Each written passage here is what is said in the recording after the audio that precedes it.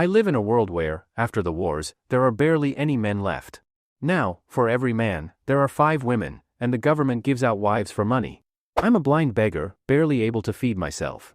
But when the last girl fell to her knees in front of me and whispered, "Please, take me. If you walk away, my father will kill me." I couldn't take it anymore. I simply took her hand and walked away. That's how I got my first wife.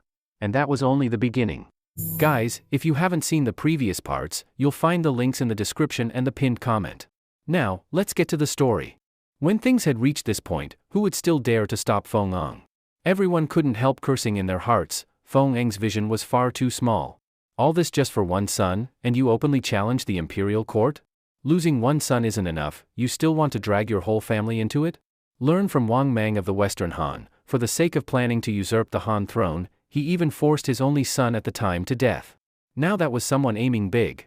You, Feng Ang, still have dozens of sons as backups, and yet just for one useless, disgraceful wastrel you turn against the court?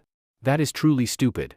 Moreover, judging from the situation of this Feng Zhidai, him being beaten and losing the right to inherit the throne might actually be a good thing for all of Lingnan in the future.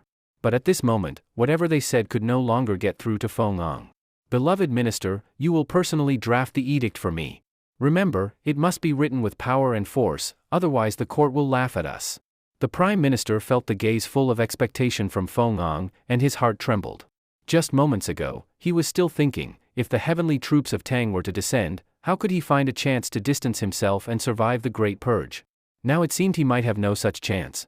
3 days later, before the 7th day of the new year, the people of Lingnan learned of an imperial edict from the king of Lingnan in Honghe City. In that edict, Feng Ang exaggerated all the injustices he suffered after arriving in Chang'an. He not only embellished his own story, but also tearfully described the inhuman abuse and torture Feng Zhidai suffered at the hands of Qingxiu. In short, he portrayed Qingxiu as a monstrous villain who brought disaster to the country, someone whose death 1,000,000 times would still not be enough. And amid this furious condemnation, Feng Ang also issued a final ultimatum to the court. He demanded that the court hand over Qingxiu, escort him to Lingnan for judgment, or else he would no longer submit to Tang and would cut off tribute. Feng Ang also wanted to use this edict to rally public opinion and pressure the court, to show them the strong grassroots foundation his Feng family had built over many years in Lingnan. But when the edict was made public, the scene Feng Ang had imagined, the masses loudly supporting him, never appeared. Only the atmosphere team, long prepared in his palace, and the ministers put on a show of righteous indignation. The king of Lingnan had greatly overestimated his eldest son's reputation among the people. When they learned that this scoundrel was now so injured he couldn't even walk, the fact that people didn't celebrate across the land was already the greatest courtesy they could show him. Why would they still care about his misfortune? Of course, Feng Ang didn't expect them to play a big role anyway. The moment this edict was sent to Chang'an, Feng Ang immediately set the whole of Lingnan into wartime mobilization to face Tang.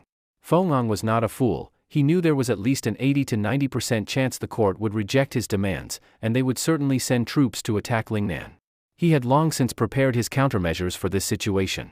Still, there were many clear-headed people in Lingnan, especially when they gathered in the palace the next day and heard the edict had already been sent to Chang'an. Almost everyone showed expressions of deep fear. They had thought Feng Ang was just venting his anger at home and would soon regret it once he calmed down.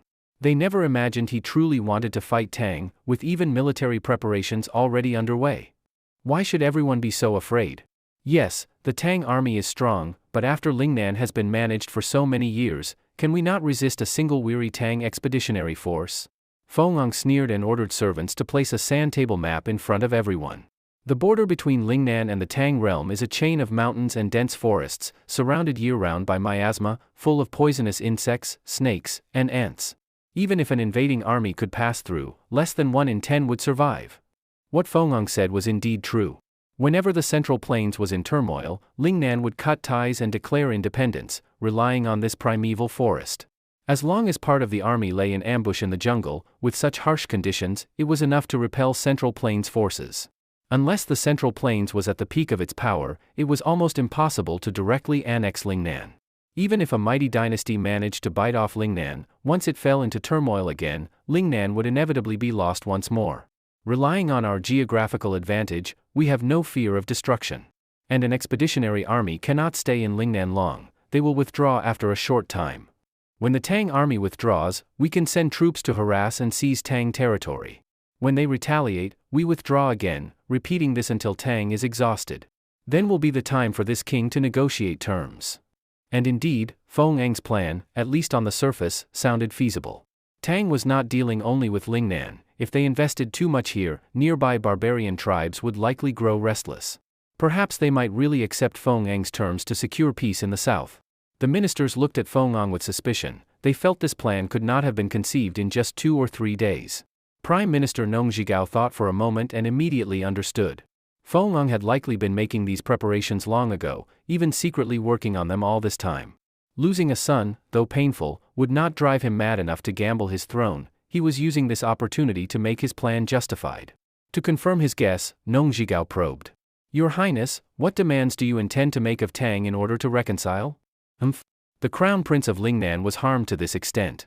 Handing over Qingxiu and punishing the culprit is only the first step. Unless they cede the 2 Guang regions, it cannot make up for my son's loss. Nong Zhigao instantly understood. He was still eyeing the 2 Guangs.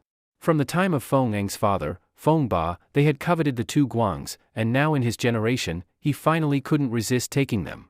Since things have come to this point, why should we doubt the king's judgment?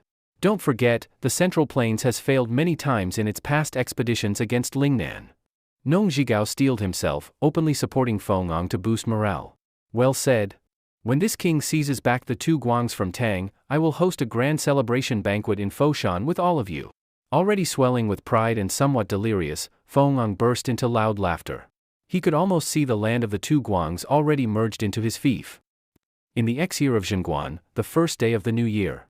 At this time, the court still had no idea of the events in Lingnan, and the king of Lingnan had not yet returned to his fief for several more days.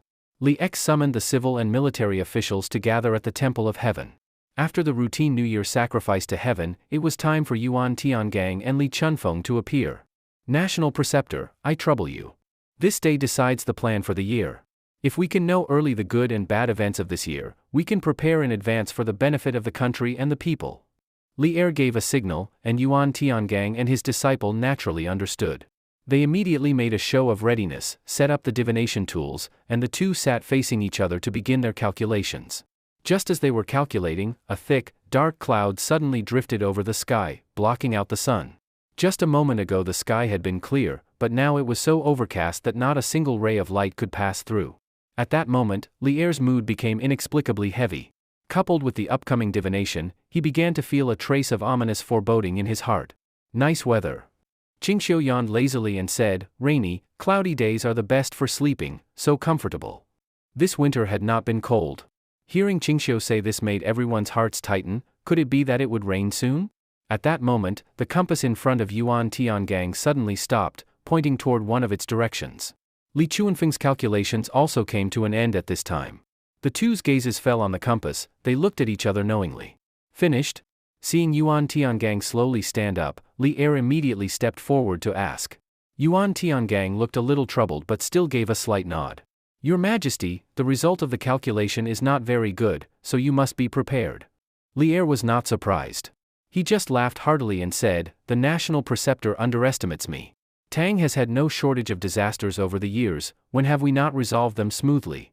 Even so, Li Er pricked up his ears, waiting for Yuan Tiangang's next words. The hexagram shows that in the second year of Zhenguan, great disasters will fill the heavens.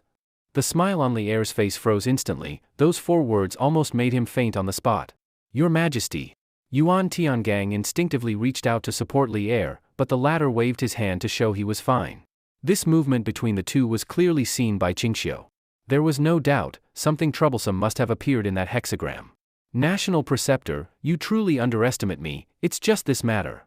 Li Er straightened his robes and smiled calmly. What disaster exactly? The nature of the disaster is unclear, the location is unclear, and there may be more than one round of disaster. Your Majesty must be prepared in advance. As he spoke, Yuan Tiangang's gaze faintly drifted toward Qingxiu not far away, and he gave Li Er a meaningful look. I understand. Li Er nodded knowingly, and then announced the end of the divination ceremony. When they returned to the court, the ministers were all waiting for Li Er to announce the good news from Yuan Tiangang's divination. In their eyes, divination was too mysterious. Most of the time, the diviner just said some auspicious words casually. Before they could even stand still, Li Er suddenly said, "Great disasters will fill the heavens," startling many so much they almost fell over. He really dared to say that? And he really dared to say it aloud, bringing bad news to His Majesty on the first day of the year. Exactly, and is this prediction even accurate? This year has already been full of troubles. If a few more come next year? Ling Zhan coughed a few times, and the hall fell silent. Duke Qing, what do you think of this matter? Ling Zhan cast a glance at Qingxiu, who was still lost in thought. Me? I actually think the national preceptor's divination is not false. Ling Zhan's heart sank further. He had thought Qingxiu would use his previous reasoning to reassure him. But how could he know that Qingxiu's mind truly held all the events of the future? His history was the future for these people. At the end of the year, Qingxiu had calculated from the course of history and already knew there would inevitably be a massive locust plague this year. And in winter, the signs had already begun to appear, it could not be avoided. Duke Qing, so you can also calculate some of it? Can you explain in detail? Fang Xianling was a clever man. He could tell there was more to Qingxiu's words. Everyone should know that this winter has not been cold, and even before the first day of the new year it has already rained. I fear that before the start of spring the weather will warm. The civil and military officials did not understand why Qingxiu was talking about the weather now. Qingxiu already knew they could not understand. If winter is not cold enough, the locust eggs buried in the soil will not be killed in large numbers by the frost. And if spring heats up early, they can hatch earlier from the soil. This means the number of locusts this year will far exceed that of past years. If it reaches a critical level, it will inevitably form a locust plague. 9 times out of 10 this is the natural disaster Yuan Tiangang foresaw. Hearing the words locust plague, Ling Zhan's face instantly turned pale. For the Tang, an agricultural empire, a locust plague was the most destructive disaster of all. Especially coming from Qingxiu's mouth, it sounded almost like a curse. Duke Qing, you must not say such things. Do you know what a locust plague means? Groundless. Many times in past years there have been warm winters without a locust plague. Duke Qing, you must speak cautiously. How can you curse the Tang's foundation like this? A locust plague is always preceded by drought, but last year was a year of good weather. How could there be a locust plague? Almost all the ministers spoke against Qingxiu, nearly pointing at his nose to accuse him of spreading dangerous words. It was not just that they found it hard to believe, the consequences of a locust plague were so terrifying they dared not believe it. Qingxiu shrugged. Believe it or not, this will not change the fact. Ling Zhan asked reluctantly, Duke Qing, is your judgment certain? Your Majesty, do you think that if you ask me a few more times and I deny it, the locust plague will not happen? That's not it. Ling Zhan's smile was somewhat awkward. I think this is pure nonsense. Everyone shouldn't worry too much, and His Majesty especially shouldn't dwell on it. Wei Zhang, the one with the sharpest tongue, stepped out to give his opinion. But being reassured by this person could not lift Ling Zhan's mood at all. Dr. Wei, that may not be appropriate. Qingxiu frowned. Since we know a disaster is about to come, taking early measures is better. At least it could save many people who would otherwise die in the disaster, sparing them from hunger. Duke Qing, that's easy to say, but preparing for a natural disaster in advance is complicated and troublesome. If in the end it turns out there's no disaster, won't the entire court have wasted great effort? Wei Zhang was stubborn, the type who wouldn't give up until he hit the Yellow River. Qingxiu sneered. So, Dr. Wei, you want to gamble with the lives of countless Tang people? If it's 90% certain, that's not a gamble. But Duke Qing, do you dare to bet with me on this matter? Bet? Hearing this word, Qingxiu couldn't help but laugh. In this regard, his record so far had been a complete win. How did Wei Zhang dare to speak? No problem, and I won't just bet with you. If the entire court of civil and military officials all dismiss my words as nonsense, you can all bet. As soon as these words came out, almost everyone's interest was instantly aroused. Who among you here thinks my words are correct? Please step forward. Qingxiu glanced over the gathered ministers, but not a single person responded. He was not surprised. Good. Why don't we set up a wager here, bet on whether there will be a locust plague this year? I'll be the banker. If you bet against me, as long as there is no locust plague this year, I will pay out 30 times the wager. That number made people draw in a sharp breath.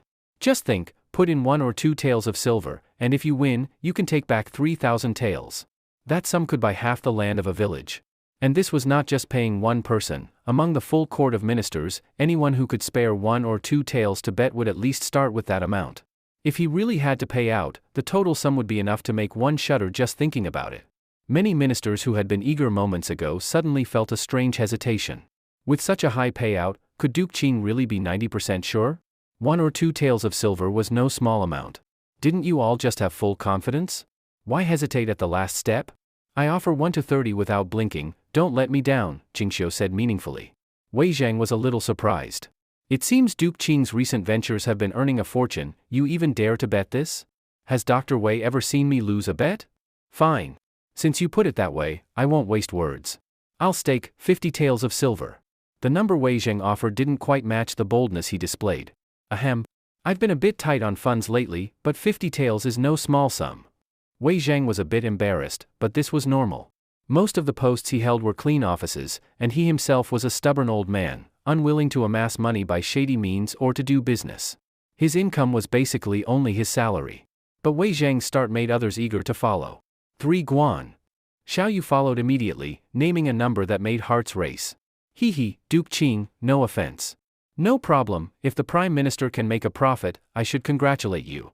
Qingxiu smiled slightly. 1 guan. Heh, boy, you don't mind letting old Cheng get a share, do you? Chang Yaojin laughed heartily. It seemed they all thought this was a chance to make money, with not one person believing Qingxiu's prediction could come true. Du Ruhui seemed tempted, but noticing Fang Xianling beside him frantically signaling, he restrained himself. Duke Qing is no ordinary man. He seems almost certain. Don't throw your silver into the water, Fang Xianling whispered. Fang Xianling stopped Du Ruhui, but others were less wise. I'll stake 3 guan as well. Li Jing stepped forward, full of spirit. I'll put in 80 guan, hee, Duke Qing, don't feel bad later. 1 guan for me. I'll match with 100 guan. More and more ministers joined in, especially Gao Shilian, who staked the most, directly putting in 400 guan. Qingxiu looked at the crowd scrambling to join in, the corners of his mouth curling upward. It seemed they all saw him as an investment tool, and were very confident. Father-in-law, won't you join? This is a chance to turn 1 into 30. Qingxiu saw that Zhang Sun Wuji had been tempted but hesitant to act. Good son-in-law, with my position. I fear it wouldn't be proper, Zhang Sun Wuji said with an awkward smile. It was one thing for others to see Qingxiu as an investment, but he was Qingxiu's father-in-law, he had to be more restrained. Though he did want to try. Father-in-law, what's this? If I win, you make a fortune. Even if others don't trust me, surely you can? You're right. Then I'll join in for the fun, 300 guan. For all his modest words, Zhang Sun Wuji's stake was anything but small. A moment later, most of those present had placed their bets. Both Qingxiu and the bettors were satisfied, exactly the result they wanted. If no one else will join, then the betting is closed. In a moment, please send me all your wagers, N. Duke Qing, wait a moment. Someone suddenly interrupted, it was Hou Junji. Duke of Lu, you're interested too? Of course. Who wouldn't want a chance at easy profit? Hou Junji smiled at Qingxiu. But I don't want to bet like the others, can I bet that your prediction comes true? At this, everyone wondered if Hou Junji's brain had gone wrong. Who would bet on something so obviously going to lose? But then they realized, Hou Junji was trying to curry favor with Qingxiu. Duke of Lu, now's not the time for relationship games, the cost is no small thing, Gao Shilian hinted. Hee, I simply believe Duke Qing never makes a wrong judgment. Betting with him is a sure win. I'll stake 300 guan. Qingxiu smiled, Hou Junji's tactics and mind. If only his son Hou Xin could learn even a third of it, he wouldn't have ended up. Of course, the Duke of Lu has sharp eyes. Doing nothing and winning 9,000 guan will surely make others envious. Hou Junji just smiled silently, he didn't expect to get the 300 guan back. Even if he lost it, he saw it as spending money to buy goodwill. If Qingxiu could help him with his matter, this amount was nothing. Your Majesty, will you join as well? I will not. Ling Zhan was different from the rest, he knew Qingxiu was unusual, and from the way he acted, it seemed he was certain. That made him even less willing to spend money. Though deep down, he hoped it wouldn't come true. I will be the witness. Later, everyone send the wagered amounts to the palace. Ling Zhan's mind was no longer on this bet, all he could think about was how to respond to the possible locust plague ahead. Seeing Li err like this, Qingxiu pondered for a moment, then suddenly said. Everyone, I can raise the payout rate for this wager to 1 to 40. What do you think? Of course, no problem. If Duke Qing wants to raise it, we absolutely don't mind. As long as Duke Qing feels confident, even if it's 1 to 100, we don't care. The civil and military officials who had already placed bets were almost bursting with joy, this was like rushing to give them money. But correspondingly, if you lose this wager, besides paying back the principal, you must also take out an amount equal to the principal and hand it to the court, to be used for disaster relief. How about that? The civil and military officials looked at each other, and after a round of not-so-heated discussion and deliberation, they readily agreed. After all, they felt they couldn't lose, and this condition Qingxiu proposed was probably just to show off in front of His Majesty. He had already spent such a large sum, they might as well see it as helping him gain credit before His Majesty. It was nothing much. Qingxiu was very satisfied. Very good. Li Er found this both amusing and exasperating. He hadn't expected Qingxiu to be so good at doing business. If this really happens, I'll thank Duke Qing in advance on behalf of those common people who might suffer disaster. It's nothing, and it's also thanks to the generosity of you ministers. Qingxiu looked at the ministers with a half-smile. They, too, seemed to think they had reason to be pleased. Who was truly being generous was still uncertain. When the court dispersed, before the ministers had even left the palace, the long overcast sky suddenly began to drizzle. The light rain kept falling, and it made the civil and military officials feel refreshed. Before the start of spring there was already plenty of rain. This year would surely be a year of good harvests. Where would a locust plague come from? But they didn't know that the signs of an early warm spring only made Qingxiu even more certain of his prediction. He immediately rushed to the Taiji Hall to directly inform Li Er that preparations for a natural disaster must be made in advance. Your Majesty should reduce taxes early, so that the common people will have more surplus grain this year, and quickly transfer surplus grain from all over the country to Chang'an to stockpile in warehouses. In addition, Your Majesty should also control grain prices in the market and manage the merchants, to prevent prices from suddenly skyrocketing during a locust plague, which would harm the country and the people. Qingxiu spoke at length, giving a whole set of early response strategies. Seeing Qingxiu so serious, so different from his usual laziness, made Li Er even more convinced there might really be a natural disaster coming. He carefully remembered each point, even asking about some details to avoid missing anything. Duke Qing, is it truly unavoidable? Li Er frowned tightly, asking again and again as if seeking reassurance. It is unavoidable. And this locust plague will spread across the entire Guanzhong plain. Chang'an will only be one corner of the affected area. Better to prevent disease than to cure it. The better Your Majesty prepares now, the lighter the suffering of the people when disaster strikes. Qingxiu's expression was firm, giving Li Er no room for wishful thinking. If this were in a later industrial era, powerful pesticides could crush a locust plague in its early stage, preventing it entirely. Even if he had other methods, most depended on the strong mobilization and technological power of modern society. For the Tang as it was now, they were meaningless. I understand. At this point, there was nothing more to say. In truth, this series of measures would also consume much of the Tang's national strength. If not for Qingxiu's suggestion, he would never have gone to such trouble based only on a vague prophecy. From the first day of the new year onward, discussions about the wager never stopped among the Tang's nobles and royals. Many who heard about it later pounded their chests and slapped their thighs, regretting they had missed such a chance to make a fortune. Especially those cautious officials who had placed only small bets. The more they thought about it afterward, the more regret they felt. Why hadn't they had the courage to wager more? But all their discussion came to an abrupt halt with the arrival of a memorial from faraway Lingnan. No one had paid it much attention at first. Even Li Er thought it was just Lingnan's routine annual report, tossing it aside for days before remembering it. But when he finally read the contents, Li Er immediately felt as if he might still be dreaming. Was the king of Lingnan mad, or was he himself mad? There was no time to think. He immediately ordered Cheng Qing, Xiao Yu, Zhang Sun Wuji, and others to enter the palace to discuss it together. Feng is daydreaming. Does he really think that being king in Lingnan for so long lets him ignore the court? Before even finishing the memorial, Xiao Yu cursed angrily. Even the usually composed Feng Xianling couldn't help but chuckle. Feng really is far inferior to his father, Feng Ba. Li Er noticed Qingxiu drifting off to the side, so he deliberately asked, Duke Qing, what do you think? I have no opinion. If Your Majesty thinks it's troublesome, just send me over to apologize to Feng, then everything will be fine. Qingxiu's reply was as abstract as ever, making Li Er break into a sweat. Isn't that a joke? Setting aside that I would never do that, even if I did, he would not compromise. On the contrary, he would assume the Tang court was wary of him, and might then make even more outrageous demands. Qingxiu yawned lazily. Your Majesty already knows what to do, then? Li Er paused. He had hoped Qingxiu might give him some advice on suppressing Feng with minimal effort. He knew the most effective method: send a large army to crush Lingnan, wipe out the entire Feng clan, then take their land under direct court control to prevent another local warlord from dominating the region. But although effective, the Tang already had countless pressing matters to handle: subduing Tuyuhun, preparing for the locust plague. Each was a top priority, and there was no time to deal with Lingnan.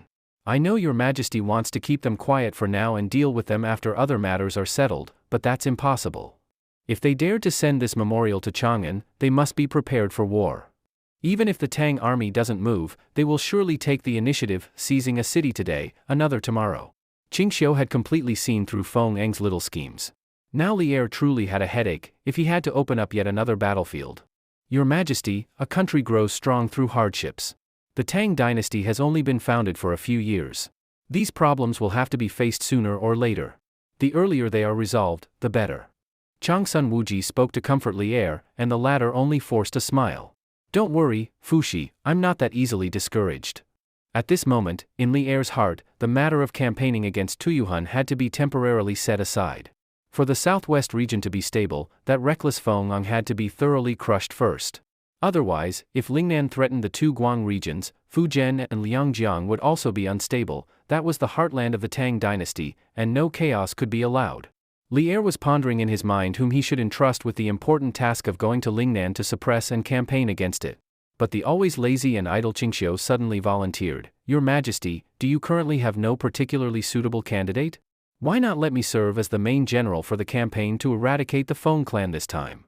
The ministers and Li Er all looked at Qingxiu in surprise, thinking they had misheard. Was the sun rising in the west today? Duke Qing was actually volunteering to find work for himself? And it was the kind of extremely exhausting and thankless task of leading troops on a distant expedition? Why must your Majesty look at me like that? Sharing the worries of the nation is naturally my duty. Qingxiu spoke righteously. I understand the reasoning, but you volunteering to lead the expedition, is it only for this? No other reason? Li Er probed. Serving the country is only right. Your Majesty asking like this is truly hurtful. I don't mean it that way. Since Duke Qing is willing to serve, I should certainly give my full support. The post of Commander-in-Chief for this southern campaign will be entrusted to you. Li Er, afraid Qingxiu might change his mind, immediately promised. Thank you, Your Majesty. Qingxiu accepted with satisfaction. Of course, his volunteering for this post had a great deal to do with that Feng Ong fellow. Even after running to the barbarian lands of Lingnan, Feng Ong still kept thinking of taking Qingxiu's life, even listing it in a memorial as the first condition for continued submission. Even if they posed no real threat to him, with such fixation on killing him, Qingxiu would never leave any potential danger alive. This man had to be eliminated, and eliminated by Qingxiu himself. Of course, another very important point was that Lingnan was difficult to conquer. Not to mention the miasma there, which lingered year-round and could maximally hinder Tang troops. Even if the Tang army managed to take it by force, the court had no experience in governing Lingnan, and over time would likely have to rely on local chieftains for control. In the long run, this would just produce another Feng clan-style Lingnan king. If Qingxiu personally took charge, he could resolve the issue as much as possible, fully assimilating all of Lingnan into the Central Plains in a very short time, making it inseparable. Not like in the past, when once the Central Plains fell into internal turmoil, Lingnan would inevitably declare independence. Also, I have one condition. If your Majesty agrees, I will march to Lingnan. Li Er quickly said, just speak it. Since Li Er said so, Qingxiu naturally did not hold back. To attack Lingnan, I only need the court to give me 5,000 elite soldiers, no need for a massive mobilization. And after taking Lingnan, although I will return to court, for the next 5 years all matters, policies, and even official appointments in Lingnan must be decided by me, and I will collect 40% of Lingnan's tax revenue. Though this condition sounded harsh, considering Lingnan's current situation and Qingxiu only asking for 5,000 troops, it was actually acceptable. At present, Lingnan was controlled by the Feng clan, and most of the actual tax revenue was withheld by them. They submitted to the court no more than what Qingxiu was asking for. Even if Li Er agreed, in the short term it would have little effect on the court. As for Qingxiu's demand to manage all Lingnan affairs, even to the level of official appointments, it looked like he was replacing the Feng clan as a local despot. But since Qingxiu would actually be based in Chang'an, he could not build the kind of intricate local network the Feng clan had, nor could he carve out independent territory. Li Er was fully confident that after the 5-year period ended, he could take back Lingnan intact from Qingxiu. This condition actually seemed more like Qingxiu expressing his distrust of court officials, not believing they could govern Lingnan well. And most importantly, all of this was based on him only needing 5,000 elite soldiers.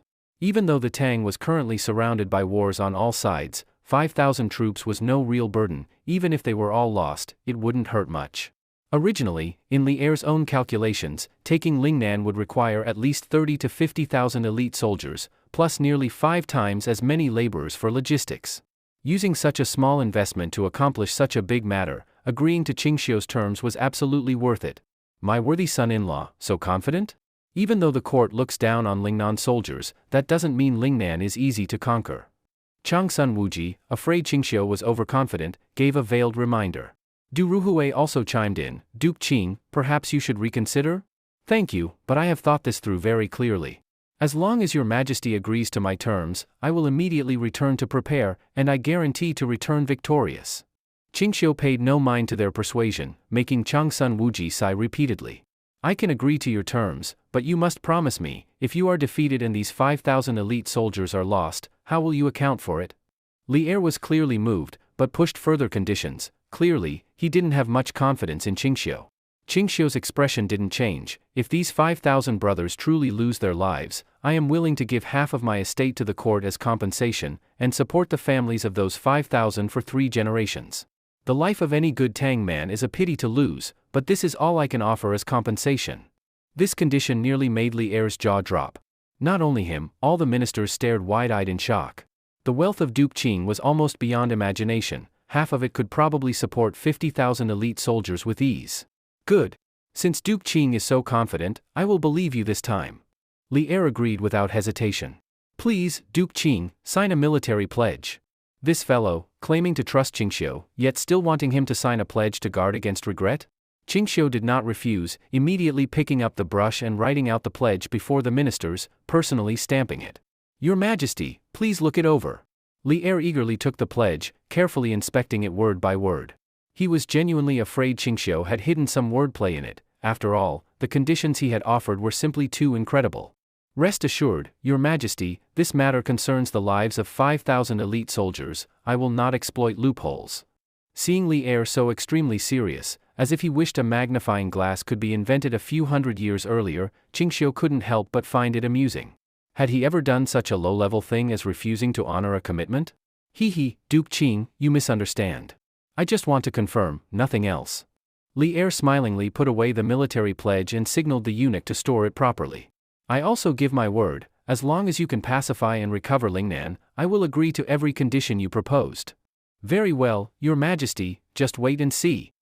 After leaving the palace, Zhang Sun Wuji immediately went to find Qingxiu and got straight to the point, telling him to quickly withdraw all the promises he had just made to Li Er. Son-in-law, while His Majesty hasn't yet issued an edict to announce it, I can still plead for you in time. Don't wait until you're truly forced to march. Seeing Zhang Sun Wuji's urgent yet concerned expression, Qingxiu smiled. Father-in-law, you really have so little confidence in me? What are you saying? Some things are simply impossible, no matter how much I trust you. Zhang Sun Wuji glared at Qingxiu. Son-in-law, you've never been to Lingnan, have you? Don't tell me you think it's so weak that one attack will destroy it? Qingxiu chuckled. I only know the water there is good. I'll take this chance to taste it. Of course, I won't forget to bring some back for you. Zhang Sun Wuji saw that although Qingxiu was being a bit unserious, his expression was resolute, not like he was joking. Without a doubt, with that attitude, it would be impossible to dissuade him. Sigh, when you actually have to hand over a fortune in compensation, you'll understand. Father-in-law, it sounds like you're certain I'll lose? Zhang Sun Wuji only gave a bitter smile, shook his head, and left. Qingxiu shrugged. He knew their concerns weren't baseless. But unfortunately, they only understood Lingnan. Their understanding of him was still superficial. The news of Qingxiu's expedition was soon announced by Li Er, along with the military pledge he had made. The news immediately set all of Chang'an abuzz again. Not only high-ranking officials at court, but even the common people were talking. They hadn't expected Qingxiu to have the ability to lead troops in battle. Although during the last campaign against the Turks he had played a major role, he had not been commander-in-chief, instead cooperating with Li Jing. This time, however, he would be in full command. Everything would depend on him alone. I've long heard Duke Qing's governance strategies are top tier. I didn't expect he was also skilled at leading troops. Whatever Duke Qing does, he's almost certain to succeed. Lingnan will surely be pacified this time. He even said if he lost, he'd hand over half his wealth as compensation. That's really. Let's see what Duke Qing does. I think he's sure to win. Not so sure. Public discussion was endless, but this time opinions were mixed. Many believed that warfare was not Qingxiu's strong suit, so it was no wonder they weren't optimistic. When Su Xiaochun learned that Qingxiu had accepted such a dangerous task from the court, she immediately got up despite her condition and went to find him. Wasn't tonight supposed to be Yu Chan's turn? Seeing Su Xiaochun rush in, Qingxiu could guess why she had come, but still smiled slyly and pretended not to know. Husband, please ask His Majesty to withdraw the order. If not, at least hand over some of your wealth to gain his pardon. This is a military expedition. Su Xiaochun stepped forward and gently held Qingxiu's arm, her eyes already brimming with tears. Last time he had gone on campaign, she had opposed it strongly, worrying every day, and that was just to the relatively nearby northern border. Lingnan, however, required crossing more than half the Tang's territory. Who knew how long he would be gone? It's not like I haven't gone before. The Turks were much more dangerous than Lingnan soldiers. This is nothing. Husband, last time you weren't the commander, how can you compare the two? You don't believe in me anymore? Qingxiu asked with a smile, and Su Xiaochun was left speechless. From the time they first met until now, she had always chosen to trust his decisions without reservation. How could she lose heart now? Husband, be safe. Su Xiaochun didn't say more, she just held him tightly. Don't worry, I promise you I'll be back before the baby is born. Qingxiu held her in return, and they stayed close for a long while. That night was a rare moment of tenderness for Qingxiu. Although Li Yuchan's turn was taken that night, she had no complaints. Her elder sister was heavily pregnant, she could let her spend more time with her husband. Qingxiu's preparations took only 7 days. When he departed, he brought only his 10-some personal guards and a few dozen laborers hired from nearby villages, mainly to carry supplies. He didn't bring many people, but the things he brought were absurdly numerous, with food and dry rations making up only a small portion. Originally, with so much baggage and a route crossing mountains and most of the country, no laborers were willing to go so far. But there was no helping it, Qingxiu paid well. When he set out, Li Yan personally saw him off outside Chang'an and gave him many imperial gifts. The journey is long, winter isn't over, Duke Qing, take care of yourself along the way. I can't accompany you, so let this robe take my place at your side. As Li Yan spoke, he began to remove his robe to place it on Qingxiu. Stop. Your Majesty, you don't need to do this with me, I'm not lacking a robe. Qingxiu quickly stopped him. To him, such intimacy felt strange. If Duke Qing doesn't like it, that's fine. Li Yan's smile was a bit awkward. It was hard to explain, this expedition felt strange in his heart. If Qingxiu won, it would be great for the court, if he lost, it somehow didn't seem entirely bad either. Boss, there's too much stuff. We really can't carry it all. Can't you ask His Majesty not to send it? It's all gold and silver vessels, useless. While Qingxiu was talking with Li Yan, a tall, thin young man led a horse over to complain. It was Gue. His Majesty is here, don't be rude. Qingxiu frowned and scolded, startling the young man, who then realized the man beside Qingxiu was Li Yan. Forgive me, Your Majesty. I didn't mean it, I truly didn't realize it was you. Gue was completely stunned, he hadn't expected Li Yan to have no trace of imperial aloofness at all.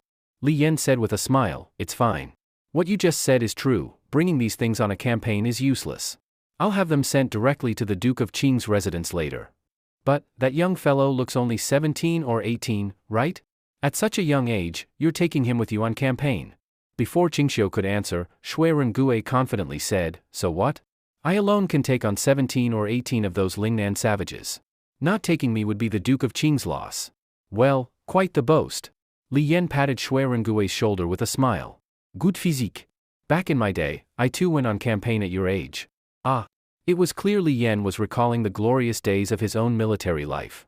Qingxiu brought Gue along on purpose. Since there was a real battlefield to temper him, Gue had to experience it firsthand. After all, he was still far from becoming the future god general who could decide Tianshan's fate with 3 arrows. Such great war experience was essential. Then we part here, Your Majesty. After Li Yan and Qingxiu gave each other a formal farewell, Qingxiu's party, carrying their many bundles, set off. The 5,000 elite soldiers Li Yan promised were all drawn from the frontier and would head directly to Lingnan. They did not have to travel with Qingxiu, so as not to slow his pace. Only after Qingxiu arrived in Lingnan would he meet them and take full command. Watching Qingxiu's departing figure, Li Yan suddenly felt an inexplicable sense of envy. As emperor, though he was the supreme ruler, he had long been far from the army. Compared to his current life, he preferred the past, the clashing of weapons, the unrestrained killing on the battlefield, the heroism. If not for the constraints of his position, he would have wanted to personally lead the campaign against Lingnan. That tall, thin young man beside the Duke of Qing, if he survives this war, his future will be limitless. Li Yan said this with certainty to the eunuch beside him. Your Majesty, is that sure? Of course. My judgment has always been sharp. Li Yan laughed loudly. There's no need to dwell on the hardships of the journey. Such a long trek over such a distance, given the meager transportation of this era, was little different from enduring a tribulation. By the time they were halfway past the frontier, some of the hired laborers couldn't bear it. Qingxiu had to give them travel money and wages so they could return, then tried to hire replacements locally, continuing southward.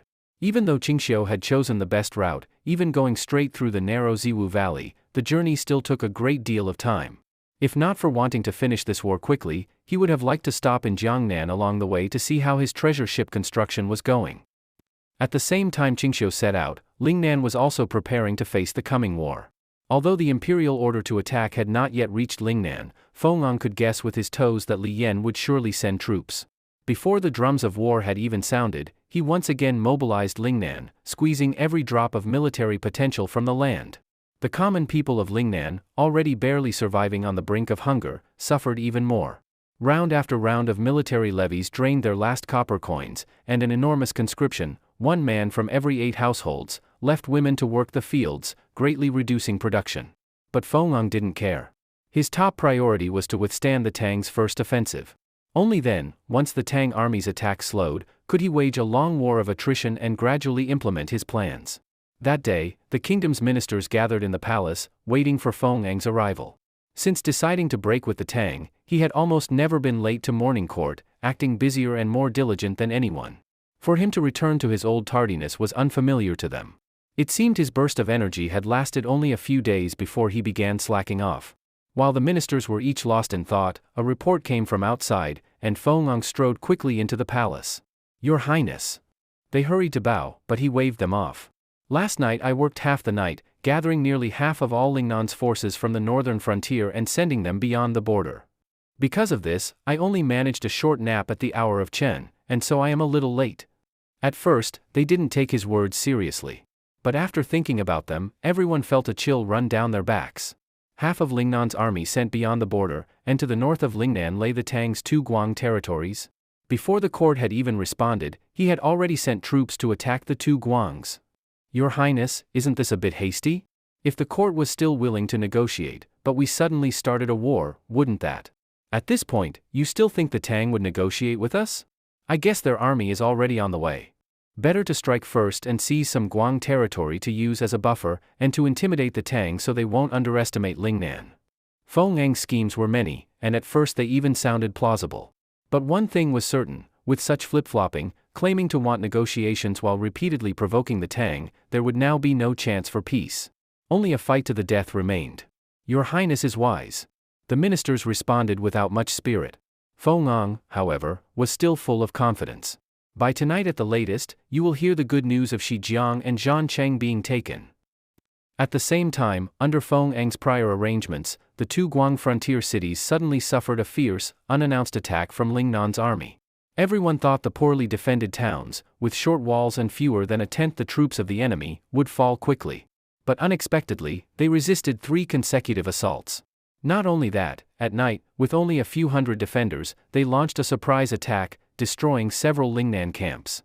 Startled, the Lingnan soldiers thought Tang reinforcements had arrived and fled back into Lingnan in a panic. It was only the next day that they realized it had been a bluff, and they came out again to continue besieging the 2 cities.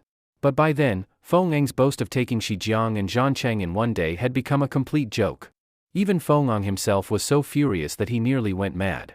He immediately had the commanding officer in the army beheaded, and personally went to the battlefield to supervise the fighting. Feng originally thought that under siege, those Tang troops could only cower inside the city, struggling to defend. But when he arrived at the battlefield in person, he saw that, although the Tang troops on the city wall were few in number and very few were armored, each one was full of spirit, fighting intent soaring to the sky, completely setting life and death aside. They had the bearing of true soldiers. Even knowing they were at a disadvantage and the city might very well fall, they showed the determination to live and die with it. This instead made the Lingnan troops at the foot of the walls, who hadn't yet attacked, lose heart before the battle even began. They called it a siege, yet no one in the army dared to come within 30 paces of the city walls.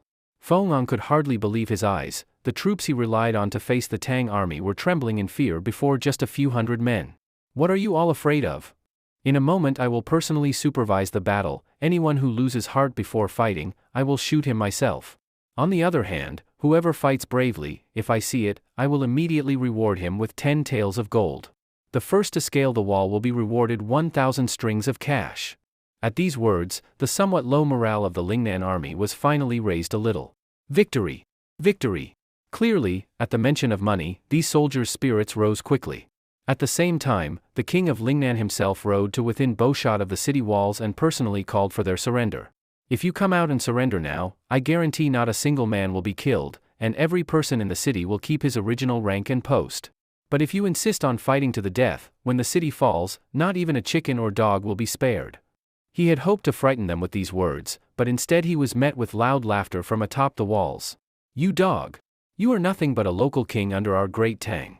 The Holy Emperor's mercy is what allowed you to remain here and continue your line. Now you dare to raise troops in rebellion. You are a dog without father or lord." On the wall, a soldier in rattan armor pointed at Feng's nose and cursed loudly. Feng's face instantly changed, and he shouted angrily, "Who are you?" "I, your father, never change my name or alter my surname, Wang Jui, currently the garrison captain of Shijiang." "Good, I will remember you. When the city is taken, you had better not fall into my hands." "Bullshit. Do you think you can catch me? Even if you really broke into the city, before you could act, I would kill myself from shame. Losing to the likes of you would be the disgrace of my life. Attack." Feng could no longer contain himself and roared the order for a full assault. "Kill!" The Lingnan army once again pressed forward with their superior numbers, while the Tang troops on the walls met them without fear, in formation to resist. After a long and tiring journey, Qingxiu's group finally reached the Guang border 3 days earlier than planned. They had traveled day and night, each person covered in mud and unable to clean up. But with the urgent situation, Qingxiu couldn't rest. He went personally to the rallying point to count the elite soldiers Li Er had assigned him. However, when he arrived at the town, he found it already fortified like a fortress, impenetrable. Even when he showed the tiger tally given by the emperor, the gates remained firmly shut. The soldiers and militia all stayed inside, cautious, not daring to open the gate for anyone. "You won't even recognize the tiger tally given personally by the emperor?" Qingxiu was displeased. "Most of you are soldiers from the northern frontiers. You've never even heard my name, Qingxiu? In times of urgent border war, we must be cautious in all things. If you truly are the Duke of Qing, could you prove it?" It wasn't that these soldiers didn't want to cooperate. Recently, many Lingnan soldiers had disguised themselves as merchants or commoners to sneak into Tang border towns. Once inside, they revealed weapons and slaughtered unarmed civilians. Naturally, these men did not want to repeat that mistake. "Bullshit." Qingxiu didn't bother arguing. He dismounted and walked straight to the fortress gate himself. "Boss." Gue hurried to stop him, afraid the garrison might shoot Qingxiu by mistake. But Qingxiu ignored him, striding right to the gate with such fearless bearing that no soldier dared shoot him, even if they weren't sure he was Qingxiu. "I am the Duke of Qing. Open the gate for me." Qingxiu's saber slammed against the ground, the sharp blade piercing the stone pavement, leaving cracks like a spiderweb. There was no further reply from inside, but moments later, the gate opened, and the assembled soldiers stood in ranks to welcome him. "Greetings, Duke of Qing." Although they had never met him before, no one doubted that someone with such presence could be an impostor. "I heard on the way that Zhancheng is under siege by the Lingnan army, yet you do not go to relieve it, instead hiding here seeking only to protect yourselves?" Qingxiu's gaze swept over them, his brow furrowing. A soldier quickly said, "It is not that we do not wish to fight, but the Lingnan army besieging the border numbers 80,000. We cannot break through by force and could only wait here for you, Duke of Qing." Gue scoffed, "What nonsense? Just 80,000 and you're scared? Those Lingnan weaklings can't even take Zhancheng with only 500 defenders. What are you afraid of? Are you really the elite soldiers pulled from the frontier? What does a brat like you know?" It was one thing for Qingxiu to mock them, but for some young punk to talk big like this? Already seething, the soldiers glared angrily at Gue. He wasn't afraid in the least. He snapped his horsewhip and faced them down. The tense atmosphere could explode at any moment, and Qingxiu did nothing to stop it. He was taking the chance to let Gui teach them a lesson, so they would respect him in the future and follow orders. This brother of mine is best at fighting outnumbered, 1 against 7 or 8 is nothing, and 13 or 14 is an even match. So of course he thinks you lot should be able to do the same. His words deliberately provoked them, and sure enough, they rolled up their sleeves, eager for a fight. Duke of Qing, we too are soldiers who lick blood from the blade on the frontier. How can we allow this kid to insult us? Don't blame us if we insist on a match, how about it? We'll just send 4 men, once he's beaten, we'll stop. Gui gave a disdainful sneer. So that's all you've got? With the enemy at the gates, you're still thinking of fighting among yourselves. Fine, all of you, come. As he spoke, he dismounted, threw aside his whip, loosened his joints, and made an extremely provocative gesture. If the 4 of you can injure me, I'll admit defeat. In fact, I suggest all 10 of you come at once, I'm in a hurry. Let's be clear first, if you can't beat him, then on the battlefield each of you must take 5 enemy heads to atone for your fault. If you kill fewer than 5, each of you will be punished with 50 heavy strikes of the army rod. Qingxiu's brows were tightly furrowed. This was his punishment for their attitude of still fighting among themselves with an external war right at hand. No need for Duke Qing to punish us. If we lose, just behead us directly. The 4 men didn't think twice, roaring as they charged straight at him. In the next moment, there was a flurry of blows, and in only a short time, all 4 were beaten so badly they could no longer stand. Next, Gui casually kicked one soldier aside, then crooked his finger at the others who were staring dumbfounded. Why don't you all skip ahead and send 20 at once? No one had expected that this tall, thin young man would have such fighting power. But after a moment of shock, their anger rose again. Today they were determined to fight this out. 8 soldiers attacked at once, this time deliberately using formation to launch a seamless assault. This time Gui found it a bit troublesome. After several probing moves, he couldn't find an opening, and their close cooperation forced him to retreat again and again. Boss, if I injure them, I won't have to compensate, right? As long as you don't kill them, today you have to make sure they learn a good lesson. Qingxiu naturally was happy to watch the excitement. All right. Gui's fighting spirit instantly surged, and like a mad bull he charged straight at them. Immediately, punches and kicks came at him from all directions, leaving him no room to retreat. But they never expected that Gui didn't intend to retreat even half a step. Instead, he let the blows land heavily on him. Grabbing the fists of 2 soldiers, the astonishing strength in his hands made them grimace in pain. Up! With a roar, Gui actually lifted the 2 armored men into the air, startling them into loud cries. No one had expected him to pull such a move, and the next moment, he hurled the 2 soldiers straight into the crowd, breaking apart their previously impenetrable formation with just this one move. Once the formation was broken, those soldiers, unable to cover each other, were easily defeated one by one. 10 soldiers were knocked down again, with cries of pain ringing out in succession. You guys can fight pretty well. Gui sat on the ground, rubbing the bruises on his face, but completely unconcerned. Well done.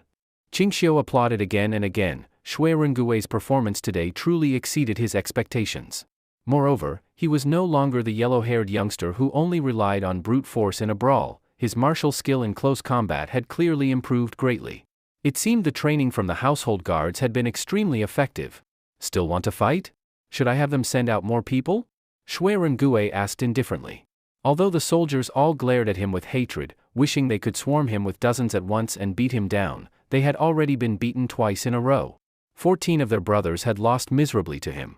Even if they all rushed him together and won, the humiliation would be too great to bear. Remember what you agreed: if you fail to kill 5 enemies, don't blame me for being merciless. Qingxiu looked coldly at the ones who had been beaten. They no longer had the face to even look at him. From now on, by the Emperor's order, I will serve as your commander. Gui will serve as deputy general. If I do not give orders, he will be the second in command. Anyone who dares disobey will be executed on the spot. If Qingxiu had announced this earlier, the soldiers might still have been unwilling. But after the fight they had just witnessed with their own eyes, no one dared to question this young man's strength. If you're not convinced, I don't mind, beat me one-on-one and you can escape death, and I'll even give up the deputy general's post to you.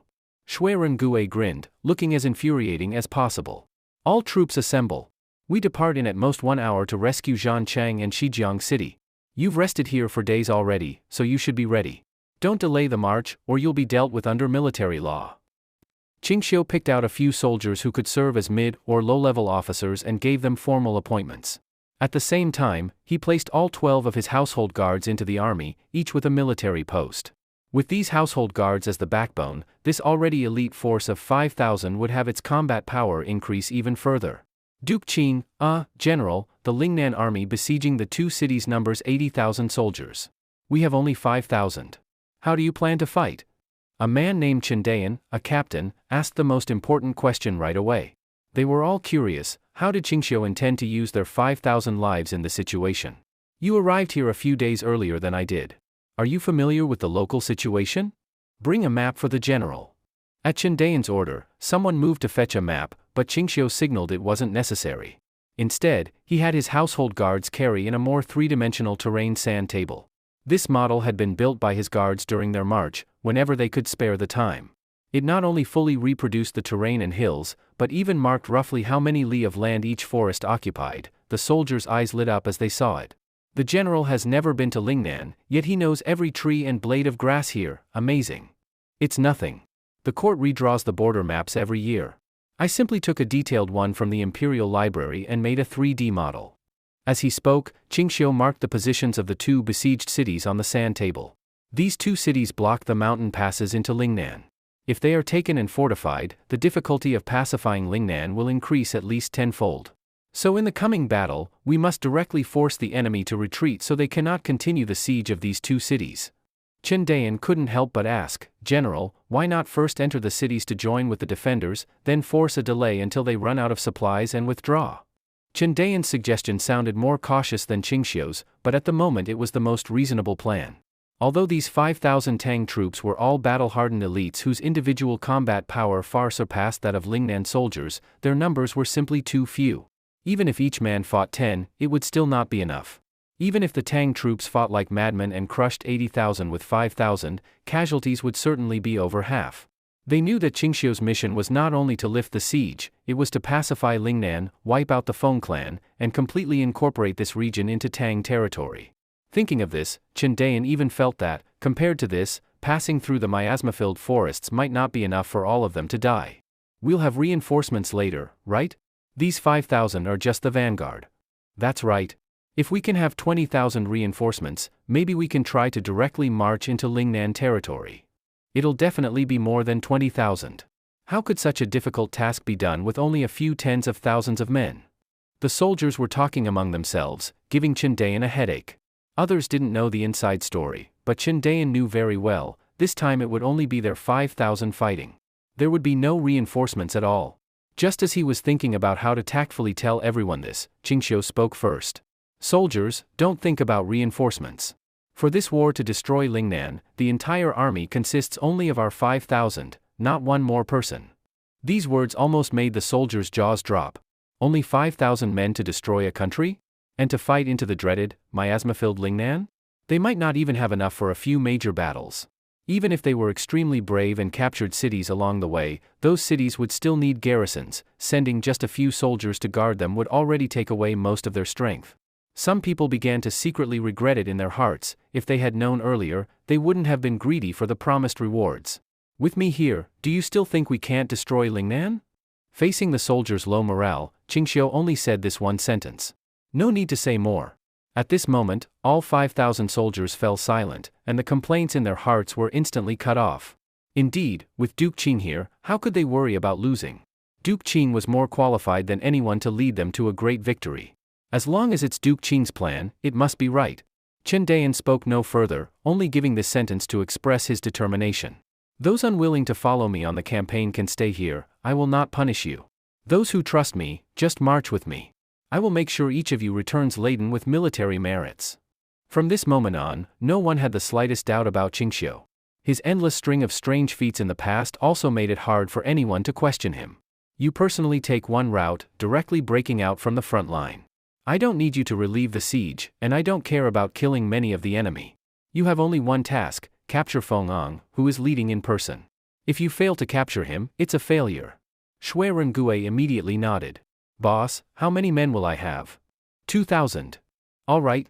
Hearing this number, Shui Rengue showed no change in expression, as if he had always expected to take so few men to tear apart the 70,000 enemy formation. "Chen, I'm giving you 2,000 men to ambush here." Qingxiu pointed to a location on the map. This place was easy to hide in the mountains, located deep in the rear of the Lingnan army, on the only route they could take out of Lingnan. "You want me to raid their supply lines?" Chen Dayan asked eagerly. "Nonsense. Raiding their supplies is meaningless. With your 2,000, you'd probably be surrounded by heavy troops after one attack, dying as miserably as possible. I want you to stay there to block their retreat. When the Lingnan army is badly defeated and retreats, then you strike and wipe out their remnants." Chen Dayan was stunned. Badly defeated? Who was going to beat them so badly? They had so few men, yet were already planning to cut down the enemy's remnants? "Yes, sir." Chen Dayan only hesitated for a few seconds before answering. He vaguely felt that Qingxiu's plan could not be wrong. He was Duke Qing, after all. "The remaining 1,000 will come with me. When we set out, bring the supplies I brought along. Thank you for your efforts." Qingxiu slowly raised his head. Even though the soldiers knew he could not see, they were still stirred by his momentum at this moment. "I don't want to waste words. By tomorrow morning at the latest, all Lingnan soldiers who entered Tang territory must be driven out. If any remain, they can only be prisoners or corpses. Then I will personally reward you all." After a brief silence, the soldiers answered in unison. "We will follow the general's orders. This battle will be won." No more words were needed. Qingxiu gave the order to march. The soldiers, already prepared, immediately mounted and armed themselves, busy with final preparations. Before departure, Qingxiu again called Gue to him. "Though I ordered you to go straight for Feng'ang, it's not for you to throw your life away. Especially since you'll have over 2,000 soldiers with you, they are all living men. In battle, always watch the situation. Don't risk your life for some vague objective. I don't want you dying at the hands of those weak Lingnan trash, understand?" Gue nodded thoughtfully. "Don't worry, boss, I won't fail you." Seeing his look, it was hard to tell how much he really took to heart. During the siege, Feng'ang never stopped paying attention to Tang troop movements in all directions. Even the smallest movement of militia, he would never overlook. Just now, when he learned that Tang troops were marching here, his face immediately tensed, and he quickly asked how many there were. "Only 5,000? Feng'ang's eyes widened. For a moment he thought he had misheard. "It's true. These 5,000 are coming in 3 separate columns, and their commander is Qingxiu." "Qingxiu? That Duke Qing?" After receiving a confirming look from his strategist, Feng'ang burst into wild laughter. The man he dreamed of killing with his own hands, he thought it would take layers of maneuvering and bargaining to force the Tang to hand him over. Now he had come straight to him. This brat must be blinded by ambition, splitting only 5,000 men into 3 routes. Even if they were 5,000 Qingxius, they'd all die here. Feng'ang's gaze turned sharp. "Remember this, if you encounter Qingxiu, you must capture him alive. Absolutely do not kill him. Whoever captures Qingxiu alive will be promoted 5 ranks and given 100 taels of gold." Feng'ang's order spread through the army, and soldiers who had been listlessly attacking the city instantly lit up. This was a golden opportunity to rise in rank. As they scrambled to pass around Qingxiu's portrait, Gue had already arrived at the front lines with 2,000 elite cavalry. The moment the Tang banners appeared, the soldiers inside the city, struggling to hold the walls, instantly brightened and their spirits rose. "Reinforcements are here. Look, it's really our reinforcements. Heavens! Finally! These bastards are finished. Wait, why so few people? Is this a mistake? So few? Just the vanguard?" The defending soldiers stared in confusion at the 2,000 troops galloping toward them. Then they looked at the black mass of Lingnan troops in front, stretching beyond sight. The terrifying contrast in numbers made them doubt their eyes. It really did look like there were only that few. The hope that had just been lit on the walls was quickly doused again. Is this a joke? What can 2,000 men do? Wang Juyi nearly fainted from anger. If there aren't enough people, then wait a bit longer. When the main force arrives, then come to lift the siege. These men are just being sent to die. But his roar couldn't stop Gue from galloping forward. In just moments, the 2,000 cavalry were about to clash head-on with the Lingnan army. Upon hearing the news that Tang troops had arrived, Feng'ang hurried out of his command tent and looked toward the Tang army's direction. "Is Qingxiu among them? If Qingxiu is there, you must leave him alive." Feng'ang quickly gave the order, and at the same time, Gue had already raised his long spear and charged into the enemy formation. "Kill!" The instant he was deep in the encirclement, Gue's long spear pierced through the chest of an oncoming soldier, and blood sprayed instantly. For Gui, killing his first enemy brought no discomfort at all. On the contrary, seeing one after another of the enemy fall beneath his horse only made him more and more excited, his fighting spirit soaring. No matter how he charged, he did not tire. He only thought of cutting down more enemies, one after another. In a trance, he felt he was born to be on this battlefield of rivers of blood, killing freely. Gui's frenzy in battle far exceeded the expectations of the soldiers following him. They had never imagined that this young man, on his first time in battle, would fight like a war god. For a time, he even inspired their morale, and they fought with all their might alongside him. The Lingnan soldiers had never seen the heavy cavalry of Tang, who were used to constant fighting on the border, and had no idea how terrifying Gui, leading the charge, would be. With just one clash, Gui led the Tang army to instantly break the Lingnan formation, as easily as a hot needle piercing wax. In only a few moments, Gui had hacked out a bloody path. The Lingnan army was torn open from the outer edge, leaving a huge gap filled with corpses. While their momentum was high, the Tang cavalry drove forward like the tip of a spear, charging straight toward the enemy's main camp. In the chaos, the Lingnan army finally understood Gui's intent. They quickly closed in from all sides to stop him from advancing, afraid he would actually reach the Lingnan king. "Stop them for me. One more step forward, and every officer from soldier upward to commander will be removed from their posts." In panic, Feng couldn't even stay in the command area. He scrambled onto his carriage, ready to flee at the first sign of danger. But as they pushed deeper into the central formation, the defenses became tighter, and the Lingnan soldiers were even forced to use their bodies as shields to block the way. Gui clearly could no longer advance, just a few zhang away, yet he couldn't move forward half a step. "Deputy General Shui, we'll fight to the death to clear a path for you. See if you can rush in and directly kill the Lingnan king."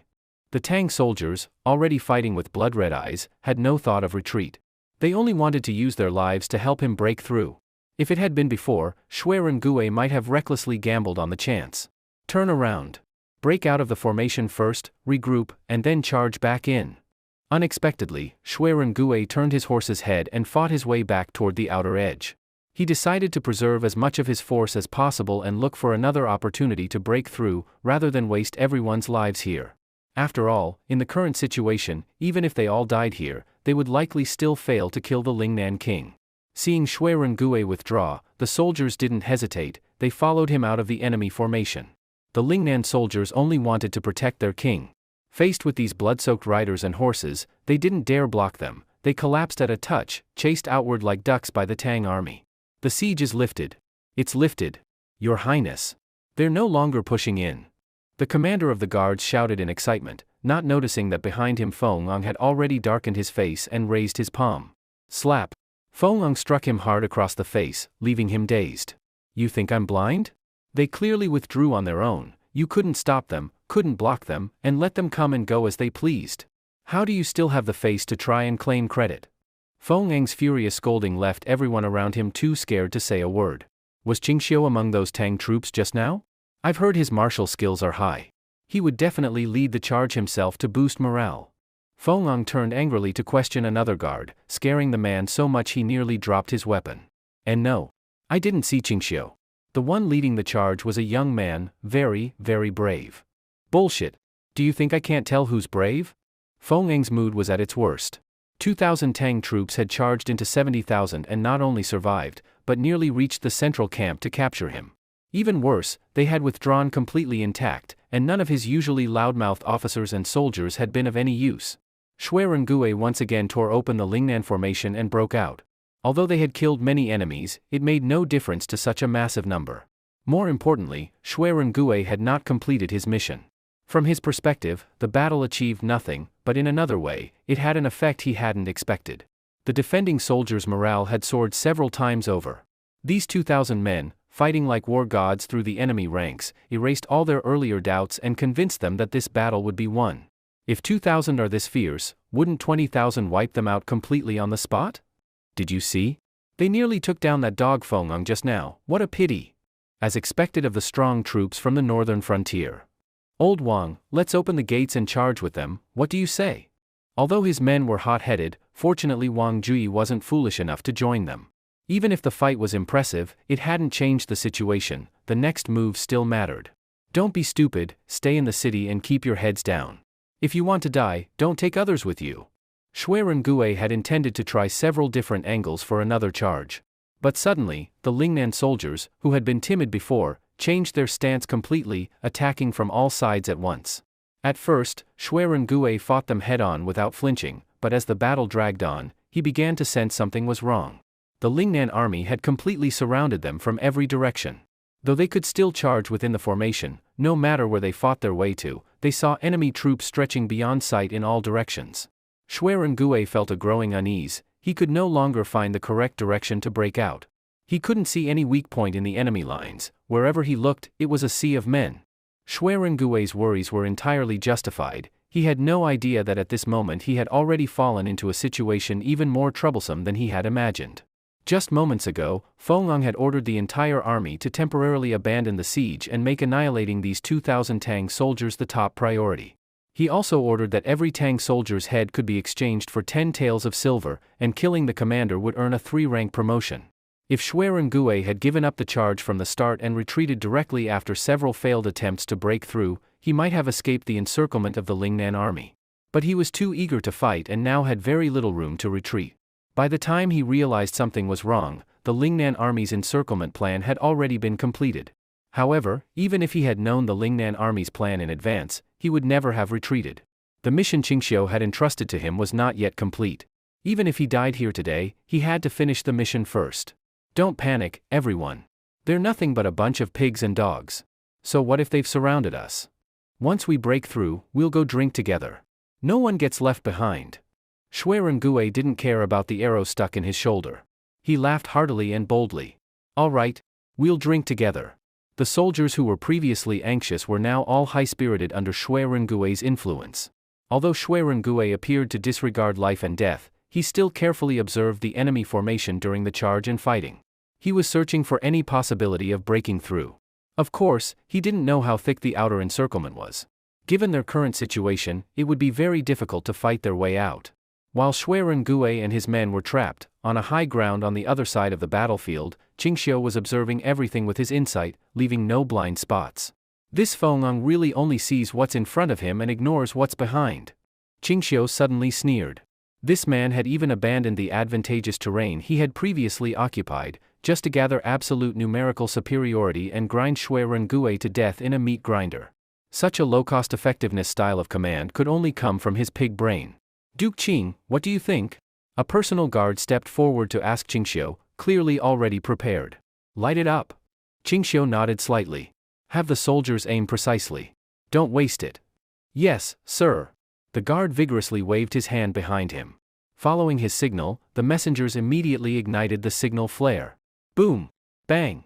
A red signal flare shot through the sky like a sharp sword, suddenly bursting in the air and scattering countless sparkling stars.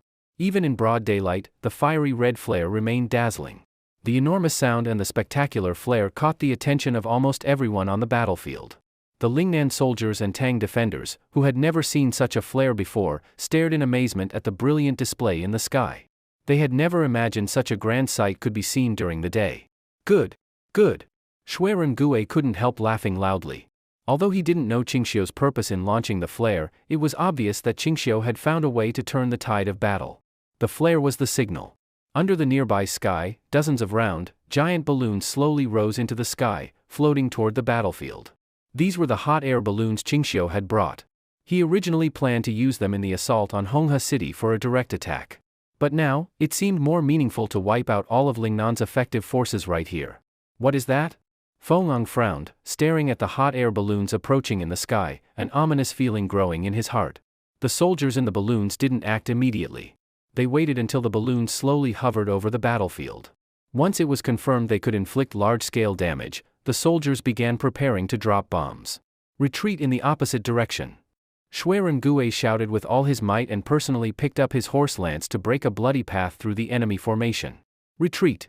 Although the soldiers didn't know what was about to happen, they followed him without hesitation to get away from the balloons. At the same time, the hot air balloons dropped thunder bombs, phosphorus, and other gunpowder-based weapons. Under Feng's confused gaze, countless explosives fell onto the battlefield, followed by thunderous explosions after a brief silence. Boom! The gunpowder exploded in a chain reaction, causing terrifying casualties in the Lingnan formations. The soldiers had no idea what was happening. They only saw black, stone-like objects the size of a palm fall beside them. The next second, they and their comrades were blown to pieces for no apparent reason. The balloon soldiers deliberately targeted the densest parts of the crowd. Each bomb caused massive damage, truly shocking. The unfortunate Lingnan soldiers didn't even know what hit them. They thought thunder had fallen from the heavens and had no will to continue fighting. Even the officers personally executing soldiers who disobeyed did no good. They were already terrified by the gunpowder bombs falling from the sky, only wanting to flee as fast as possible. What the hell is that? How can people fly in the sky? Could the Tang army really be aided by heavenly gods, bringing down divine punishment on us? Even some officers and Feng Ang's personal guards began to despair. They saw these people drop fist-sized bombs that could kill dozens, even armored soldiers were helpless. They began to wonder if they had angered the heavens by following Feng Ang in rebellion. With thoughts like that, who could still fight? Nonsense! Whoever spread such rumors, I'll behead them myself. Feng Ang drew his sword and stabbed it into the ground, shouting angrily, "This is just Qingxiu's trick, some magic prop sending people into the sky. Those exploding things are just gunpowder. I heard about this when I went to Chang'an to pay tribute. They used hot air balloons and gunpowder when attacking the Turks. There's no gods or ghosts, clearly just Qingxiu using sleight of hand." His loud rant barely calmed some of the surrounding soldiers. Looking closely, those inside the balloons were indeed soldiers in Tang armor. But a new problem arose. So what if you know they're just ordinary soldiers? Blades can't reach them, and the arrows can't hit them at the balloon's height. You can only watch as they drop bombs freely. Shoot them all down. Feng Ang snatched a longbow and pulled with all his strength, shooting toward the sky. But the arrow didn't even reach halfway to the balloons before falling limply in midair. Ah! The falling arrow even killed a Lingnan soldier when it landed. It was quite the dramatic effect. Feng Ang was so furious he could only glare helplessly and shouted angrily, "Whoever can shoot down a hot air balloon will be rewarded with 200 taels of gold." Never mind whether anyone among them could suddenly be possessed by Li Guang and shoot down a hot air balloon. Just considering how pitifully little gold the Lingnan region had, even the lowest-ranked soldiers knew, it was absolutely impossible to afford such a number of hot air balloons. Although Feng Ang could suppress rumors within a small circle, most people were already scared out of their wits. What was worse was that they had no countermeasures. At this point, all they could do was run for their lives. And as they fled, every single one of them had only one thought in mind, that the gods in the sky must not choose them as targets. Please don't let the thunder from the heavens fall on their heads. What was moments ago a meat grinder of a battlefield had now turned into a chaotic race to escape. Soldiers even threw away their armor and weapons to run faster. More died from trampling each other than from the heavenly thunder. Those defenders on the city wall watching the battlefield had been shocked since the first blast of heavenly thunder. Although they had heard of hot air balloons and grenades from the northern battlefield, seeing them with their own eyes was still overwhelming. If we had those weapons when defending the city, we wouldn't have been holed up in here all this time. Wang Juyi looked enviously at the hot air balloons and grenades, full of emotion. How great it would be to fight a battle this well equipped. "Boss, look, those Lingnan soldiers are already defeated and fleeing. Why don't we take this chance to go out and pursue them? This is a great opportunity for merit. The brothers in the city have been itching for action." The soldiers all asked to go out, and some were already preparing to open the gate. "Still need to ask me? Open the gates. I'll lead the charge myself."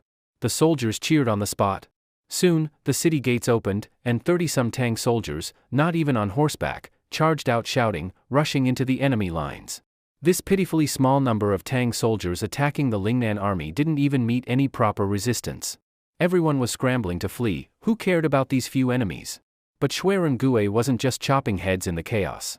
He actually abandoned his previous reckless charging and carefully observed and analyzed the battlefield. Although the Lingnan army was in chaos, their central camp was still relatively intact. Clearly, the king of Lingnan was still holding position there, hoping to use it to turn the tide. But clearly, the defenses of the central camp were no longer as strong as before. This fleeting opportunity was instantly spotted by Xueren Gue. Without hesitation, he swung his horse lance to pierce through a soldier blocking his way and then charged swiftly toward the central camp. The others, of course, followed him without hesitation. They weren't scared by the earlier encirclement and didn't just try to escape. Instead, they all chose to fight to the death alongside Xueren Gue. At this moment, the 2,000 elite cavalry led by Xueren Gue cut through the battlefield like a hot knife through butter, aiming to completely destroy their target. Xueren Gue himself was like an arrow just released from a bow, wild and fast. Even when stray grenade blasts kicked up dust and stone onto him, he didn't retreat at all. His eyes were locked on Fengong in the central camp. But Fengong hadn't yet realized the danger. He was still issuing orders in the formation, trying to reorganize the troops. Your Highness, we must retreat. The 2,000 Tang soldiers who were just driven off have returned. Commander Ruan Jiyu rushed into the command tent in a panic to report. Fengong, who was standing on the highest platform in the central camp overseeing the formation, directly fell from the platform upon hearing this. His fat body smashed the entire table, and his meat mixed with the broken wood scattered across the dust. What did you say? Fengong was painfully lifted by his attendants. Ignoring his sore body, he urgently asked. We just spent so long encircling them, how could they still maintain formation? And they dare come back? Your Highness, we didn't expect these Tang soldiers to be this resilient. This is simply... Damn it. Useless fools. So many of you surrounding just 2,000 people for this long and still couldn't finish the job. What are you even good for? Fengong cursed wildly, regardless of his image. Ruan Jiyu didn't dare utter another word, just knelt there trembling. But no matter how much he cursed, it was useless. Xuerungue was already close. If they didn't escape now, he really would be beheaded. Prepare the carriage, we're retreating immediately. Fengong didn't even bother issuing a slow retreat for the whole army, he just urgently ordered his own escape vehicle. But whether it was bad luck or not, just as he was about to get into the carriage, its axle broke, it couldn't move. Damn it. The coachman wailed, Your Highness, maybe the carriage is too old, so. Before he could finish speaking, Fengong drew his sword and stabbed him to death on the spot. Right after venting his rage with murder, the sound of galloping hooves brought him back to his senses again. Capture Fengong. Dead or alive. Capture Fengong. Dead or alive. Xuerungue's hoarse roar pierced through the battlefield. Even though there was still some distance, Fengong heard it and felt his soul tremble. He could no longer care about appearances. He jumped onto a horse, his fat body making the horse stagger. Hiya! Fengong whipped the horse hard, and the poor animal unwillingly started running. But clearly, at this speed, he had no hope of escaping Xuerungue behind him. He was doomed if he kept fleeing like this. You stay, wear this robe. Without my order, you're not allowed to leave. Fengong tore off his ornate royal robe, symbolizing the king of Lingnan, and sternly ordered Ruan Jiyu. The latter was stunned, he understood exactly what this meant. Fengong was leaving him here as a decoy to draw Xuerungue's fire and cover his escape. Don't worry. As long as you can hold off Xuerungue for a moment, I'll be back with the army to support you, half an hour at most. Fengong patted his chest, making a solemn promise. Why yes, sir.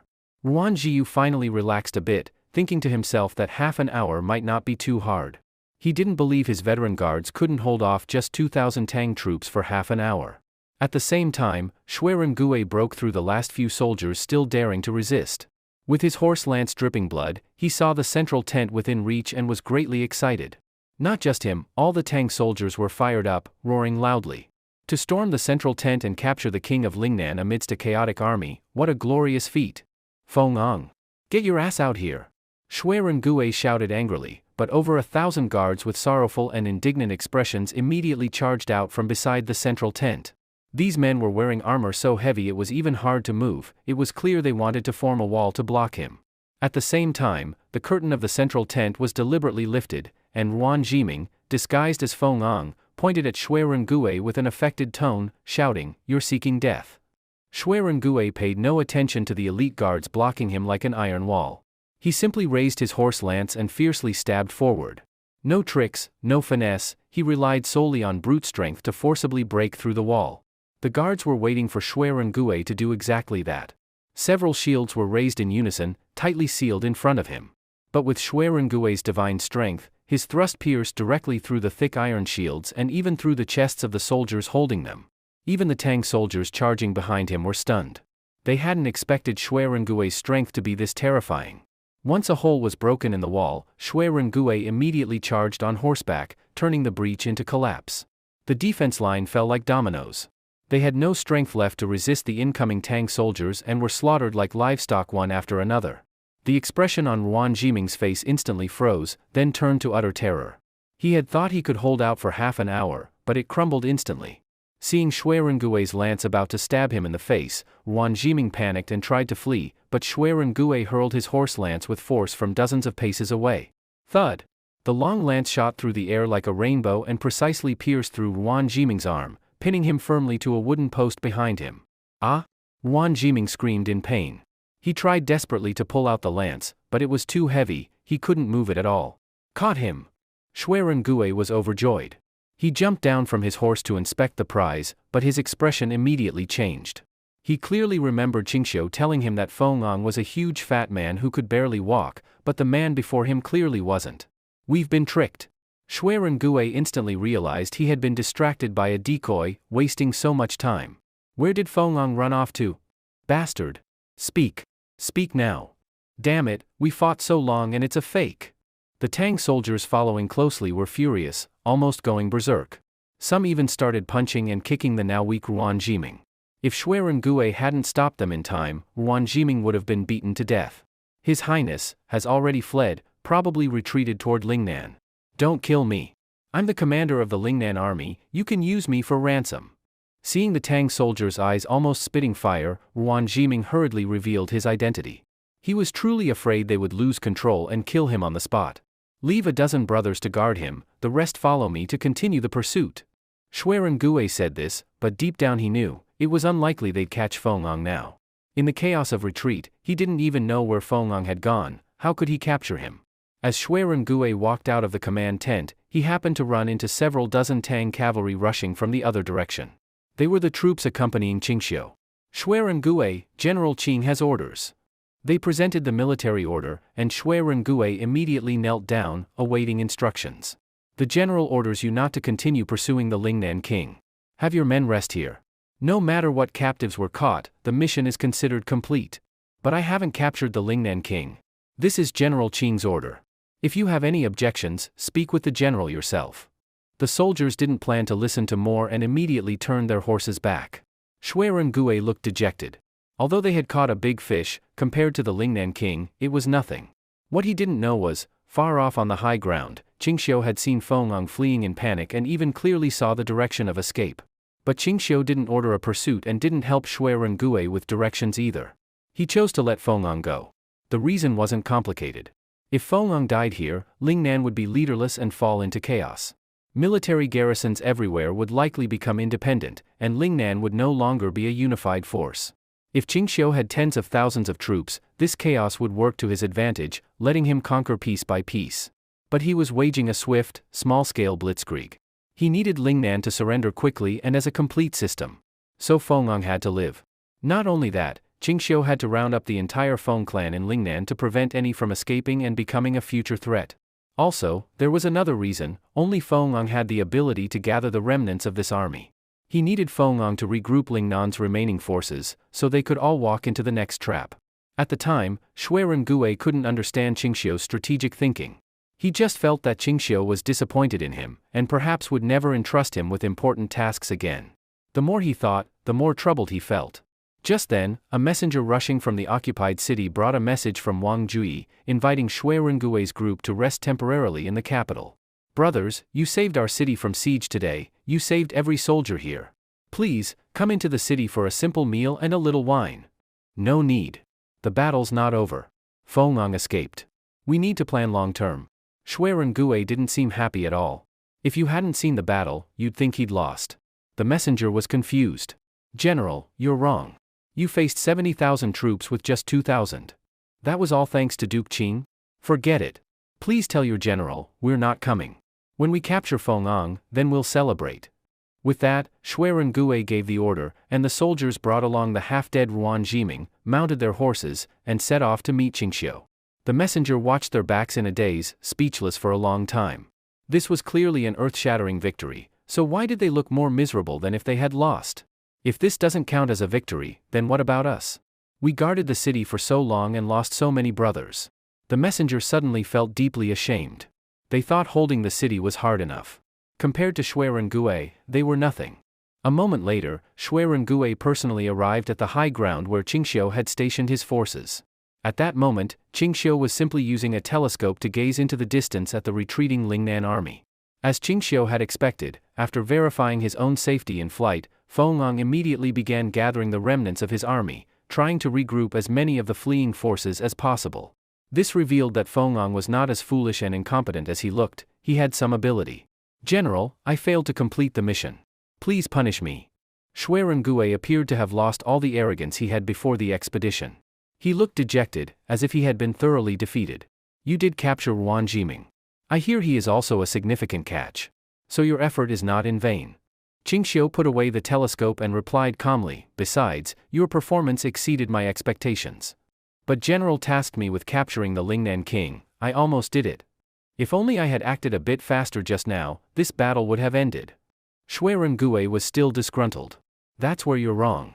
If Feng had died at your hands just now, this battle might have dragged on even further in the short term. Qingxiu succinctly explained his reasoning for sparing Feng's life and shared his plans going forward. Only then did Shui suddenly understand. Qingxiu's strategic thinking had gone far beyond his own. If the aim was simply to kill Feng, he could have been taken out by dropping a few grenades from a hot air balloon.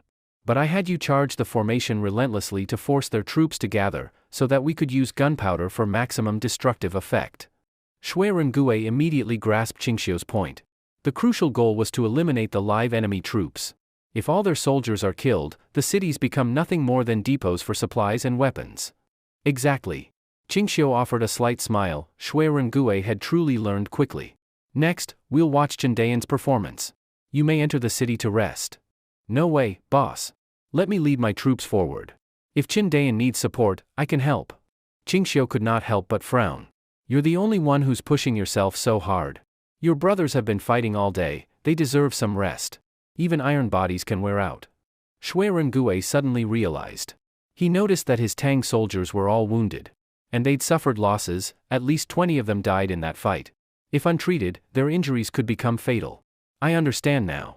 Shui fell silent and simply ordered his soldiers to follow him into the city to rest.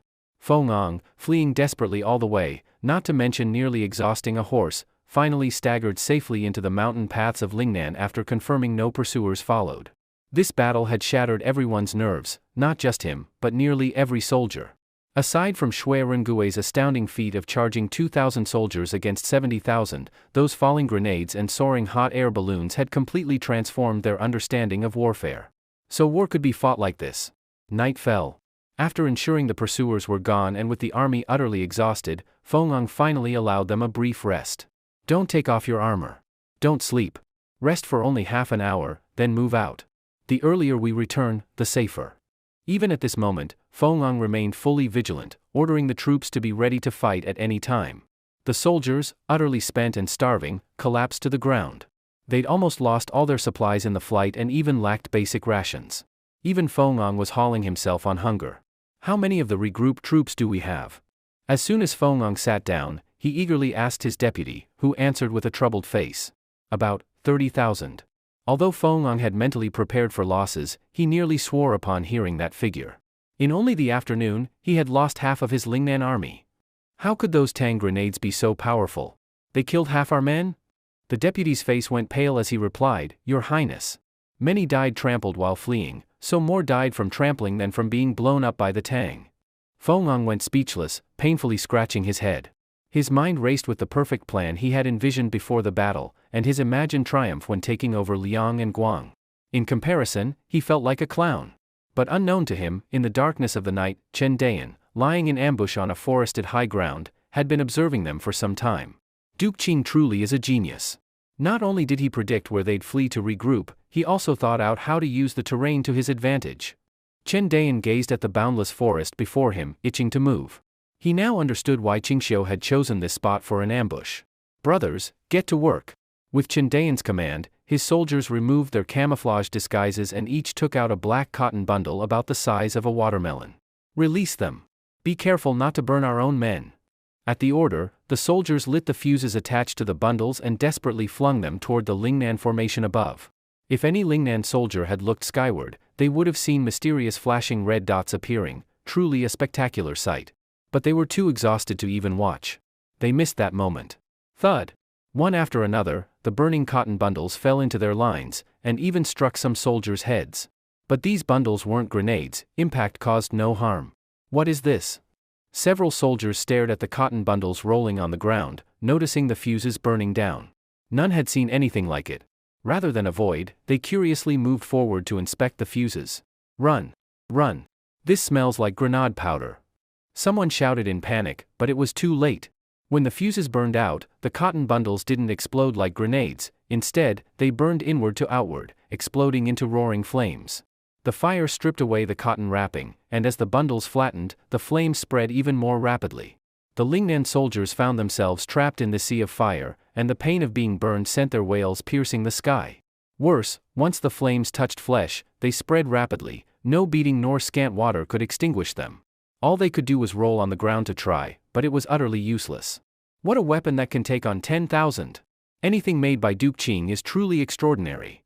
Chen watched the Lingnan soldiers wailing in the sea of fire below, and his admiration for Qingxiu grew even more. These black cotton bundles were exactly the incendiary bombs developed by Qingxiu. They were made from gunpowder, cotton cloth, kerosene, phosphorus, and other materials. Their effectiveness now spoke for itself.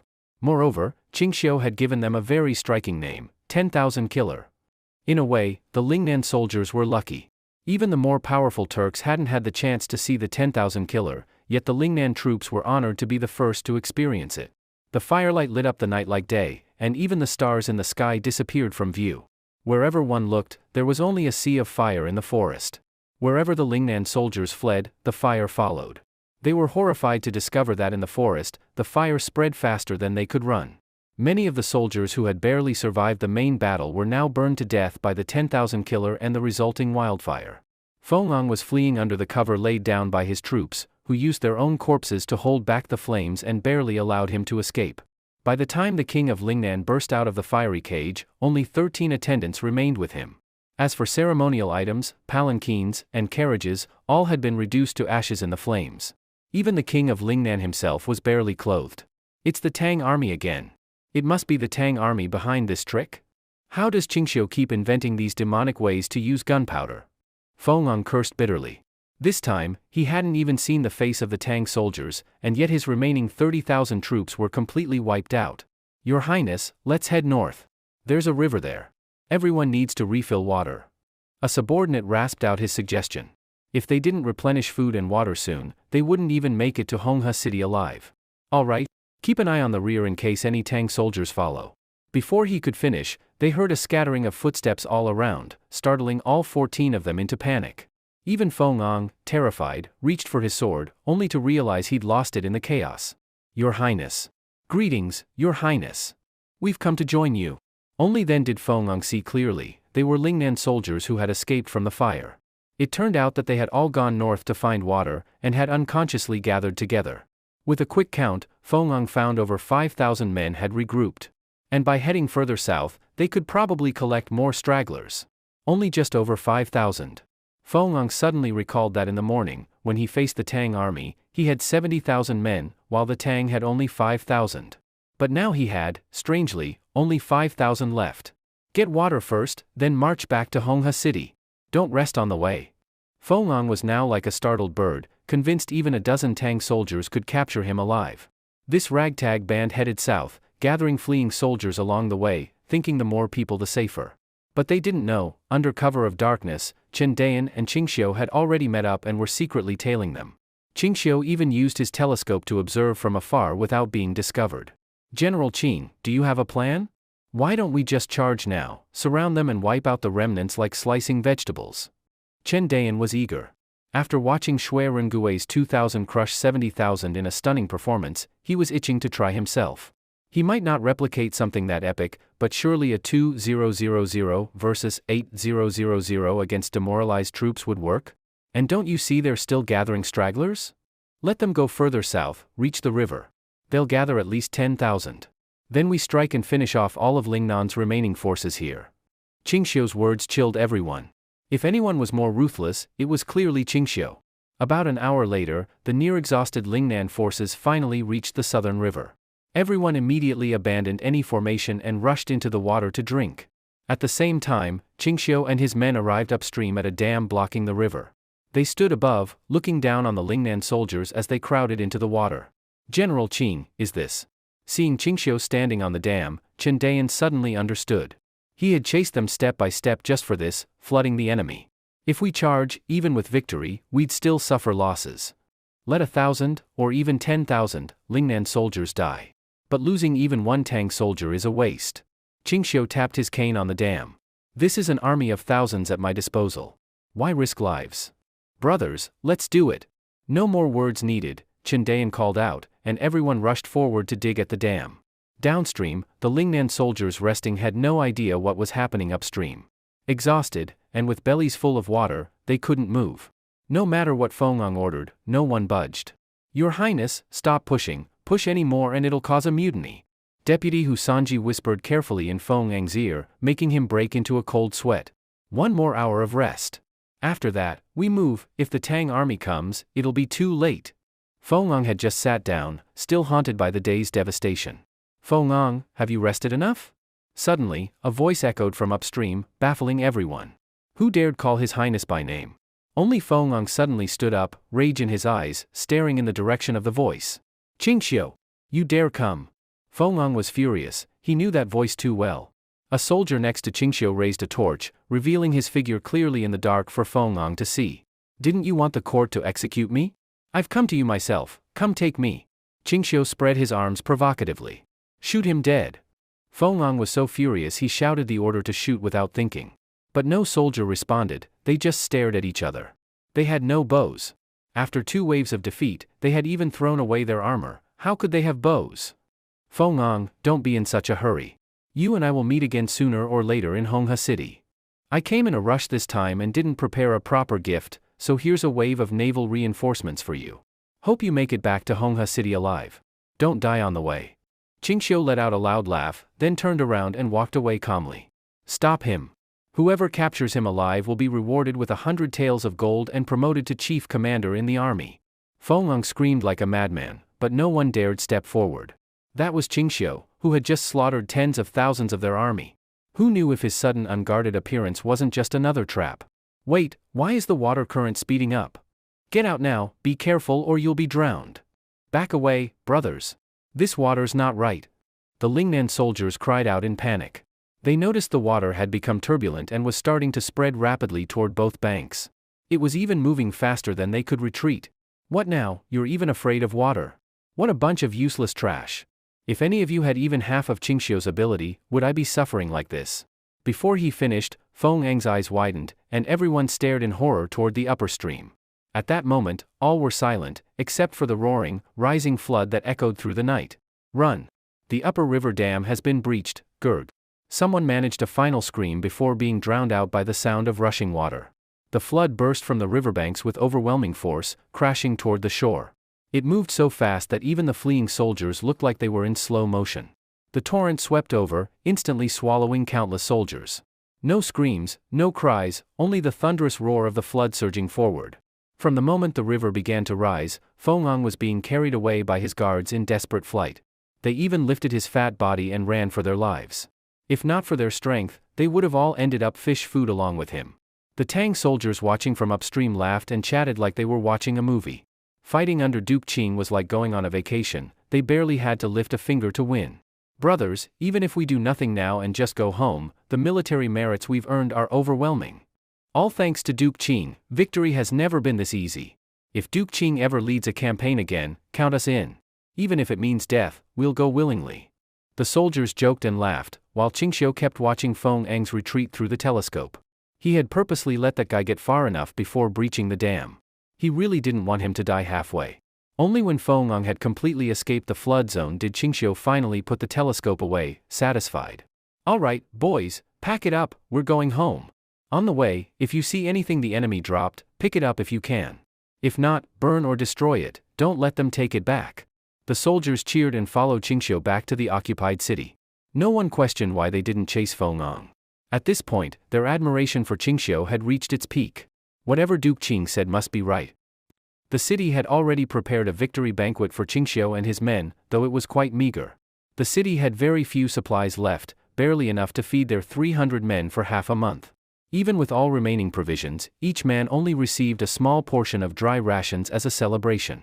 But Qingxiu wasn't worried about logistics. Before he left, Li'er had already arranged for supply lines. Now that the siege crisis was over, the supplies would arrive in no more than 3 days. That would be enough time for him to make another round of preparations. Duke Qing, what are your plans next? Wang Juyi respectfully brought a cup of wine to Qingxiu and asked curiously. Capture all of Lingnan within 15 days. Qingxiu spoke without hesitation. His words shocked Wang Jui, leaving him speechless. 15 days? It would take at least 6 days just to reach Honghe City. Not to mention the time needed to capture all the military strongholds guarding it. Even taking one per day, it'd still take 2 to 3 months. And splitting forces to occupy cities along the way would weaken the main army. 15 days sounded like a fantasy. Believe it or not, just wait here for my message. Qingxiu tapped his wine cup and smiled. If I take longer than 15 days, I might miss my wife's childbirth back in Chang'an. Wang Jui said nothing, but he believed Qingxiu must have his reasons, and would surely win. After some thought, he cautiously asked, Duke Qing, do you have enough men for this campaign? I'm not very capable, but I've fought a few hard battles on the frontier. Could I come along? Wang Jui knew this was a great opportunity. But he wasn't just seeking military merit, he wanted to follow Qingxiu out of this cursed place, Lingnan. To one day fight in bigger wars and become a renowned general. Only by following Qingxiu could he seize that chance. He didn't want to miss it. You? Qingxiu immediately understood his intentions. This man had led 300 men to hold a lone city against 70,000 enemies for 8 days, he clearly had some skill. At least, he had the resolve to fight to the death. And he had potential. If given a chance, who knows, maybe he'd grow into something great. Even if he didn't become another Gue, he could still be a strong personal guard. I'll give you a chance. 3 days from now, when supplies arrive, we march. If you impress me along the way, I'll take you with me. But let me be clear, I have high standards. You might not meet them. Qingxiu looked at Wang Jui meaningfully. Wang Jui gripped his wine cup, downed it in one gulp, and immediately bowed deeply to Qingxiu. Thank you, Duke Qing, for the opportunity. I will not fail you. If there's any difficult siege along the way, leave it to me, I'll fight to the death if I must. Qingxiu said nothing, just smiled. He didn't care what Wang Jui said, only what he could do. Gue. From now on, he's one of your soldiers. For fighting in battle, he's under your command. Qingxiu casually ordered. Gue, already half drunk, widened his eyes and looked Wang Jui up and down. This guy, wasn't he a captain? Qingxiu laughed. From today on, he's not a captain anymore. He's just an ordinary soldier. Wang Jui had no complaints, a mere captain's position was nothing to him. If there's any tough siege or hard battle, General, don't hesitate to assign me to charge at the front. I will be the first to scale the city walls. Wang Jui said confidently. Good. Gui's eyes lit up. He didn't expect to find such a fearless warrior like himself here. Qingxiu, meanwhile, only smiled without saying a word. Fighting by seizing cities one by one was, in his eyes, a foolish strategy. From the start, he never planned to take Lingnan inch by inch. At the same time, after desperately fleeing, Feng'ang finally made it back into Lingnan territory. Even he couldn't believe that after that great flood, Qingxiu didn't lay another ambush and just let him escape. After entering a border city and doing a brief headcount, Feng'ang realized that of the 70,000 troops he had led on the campaign, only about 1,000 remained. Those 70,000 soldiers were all the military forces Lingnan could muster. Now, the remaining defenders in each city across Lingnan numbered no more than 1,000. Such a massive loss completely crippled Lingnan's military power. Not only could they no longer repel a potential Tang attack, even the surrounding barbarian tribes might rise up at any time. Only now did Feng'ang fully realize that Qingxiu's goal from the beginning was to wipe out all of Lingnan's active forces to pave the way for the next invasion. Feng'ang didn't have time to think about his personal grudge with Qingxiu anymore, his mind was filled with how to resist the Tang army next. Was I really wrong to raise an army in the first place? Feng'ang reflected on all the decisions he had made and regretted them deeply. He could have just endured the humiliation, he had many sons. If one became crippled, he could replace him with another heir. As for the matter with the Liang and Guang regions, he didn't even dare think about it now. Keeping Lingnan intact would already be a blessing. Prepare the writing tools. Feng'ang, deeply remorseful, personally drafted a letter of surrender and ordered it to be delivered to Qingxiu before the Tang army launched another offensive. At the same time, he ordered defensive measures be taken in the dangerous miasma-covered mountains, to make it harder for the Tang army to invade and perhaps make them give up. After all this was done, Feng'ang, full of anxiety, returned to Honghe City. He no longer dared entertain any thought of declaring himself emperor. 3 days later, the supply and logistics arrived as scheduled. Qingxiu wasted no time and didn't even bother holding a formal rally, he immediately ordered the army to march out. Before departure, Wang Jui made a special visit to Qingxiu, reminding him to beware of Lingnan's miasma. Back when we escorted envoys through the Lingnan miasma region, we had locals guide us to avoid the worst areas, but even then we suffered greatly. Many brothers fell ill afterward. If we try to cross the miasma mountains head-on, we'll lose at least half our men, and the rest might not be fit to fight. Qingxiu gave a slight nod. I'm well aware. Seeing Qingxiu so confident, Wang Juyi became even more curious about how he would handle the problem. Just as Qingxiu led the troops across the Lingnan border, a Lingnan messenger suddenly rode toward them at full gallop from the other side of the border. Gue instinctively raised his bow to shoot, but the man quickly waved a white flag and pleaded, "General, spare me. I'm just a messenger." "A messenger? I bring a personal letter from His Highness." Upon hearing this, Gue hesitated and looked at Qingxiu. Once he saw Qingxiu nod, he lowered his bow. The messenger didn't dare get too close. He dismounted from a distance and hurried over, breathless, and respectfully presented the letter before Qingxiu's horse. "Please, Duke Qing, have a look." Qingxiu took the letter. It contained nothing unexpected. He had already guessed 80% of its contents.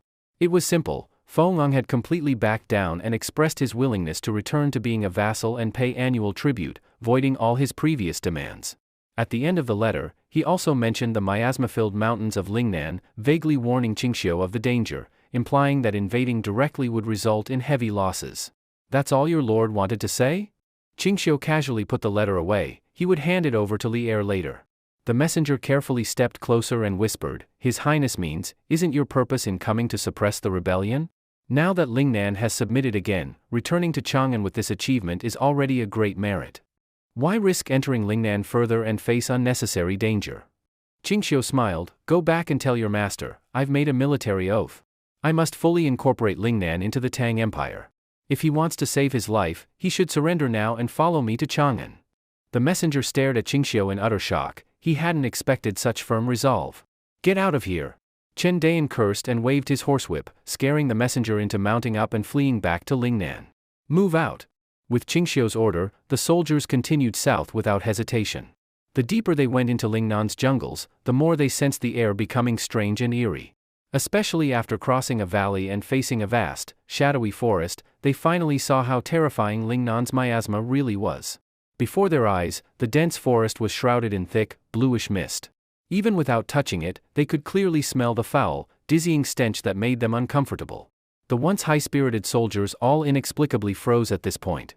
Not because they feared death, but because something in them instinctively knew that stepping into this miasma meant certain death. The fear was engraved in their bones. They subconsciously realized the danger. Everyone looked toward Qingxiu. If he gave the order to charge into the miasma, they would not hesitate to die for him. "Bring out the gear." Qingxiu didn't waste time. His personal guards opened their packs and took out a large number of silk face coverings, handing them out one by one to the soldiers. "Everyone, when passing through the miasma, you must wear this. It effectively filters the air and prevents inhaling the poison." These face coverings were crafted with great care.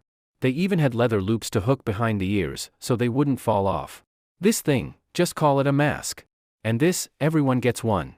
You must light it when passing through the miasma." Qingxiu also ordered them to light his specially made insect-repellent incense. This incense had taken Qingxiu great effort to create. Its formula was unmatched in this era. He was the only one who had it. Wang Juyi looked at the black insect-repelling incense with its sharp smell, unable to hide the puzzlement on his face.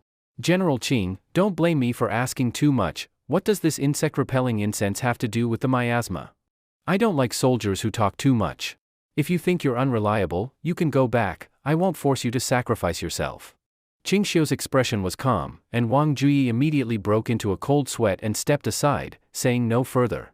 It wasn't that he distrusted Qingxiu. He had personally seen how terrible the miasma was when he passed through it years ago, and the psychological shadow it left was profound. Without more words, Qingxiu lit the insect-repelling incense, put on his mask, and walked straight into the miasma. Seeing Qingxiu do this, no one hesitated anymore. They all followed eagerly. If Duke Qing was leading the way, what did they have to fear? At first, they all held their breath, afraid of inhaling even a bit of miasma. But once they entered, they were astonished. The bluish miasma seemed to actively avoid them. Especially when their insect-repelling incense's pungent smell reached it, it immediately drove the miasma away, leaving not a trace. Even the silk masks on their faces blocked every last bit of the harmful air. They could breathe deeply without any harm. What bullshit. These Lingnan people always bragged about how deadly the miasma is, but it's hardly anything now. You're right, it's still Duke Qing who knows what he's doing. He rendered the miasma useless. Indeed, following Duke Qing is always the right call. Now the brothers can feel safe, right?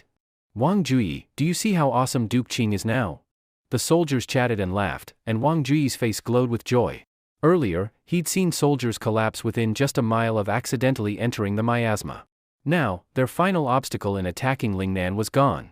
Qingxiu heard the chatter behind him and smiled without a word. That so-called miasma was nothing but poisonous gas produced by hundreds or even thousands of years' worth of decaying organic matter in the primal forest. Moreover, because the forest was undeveloped, swarms of invisible insects thrived in the miasma. Inhaling any of them was worse than poison, and ordinary people couldn't withstand that.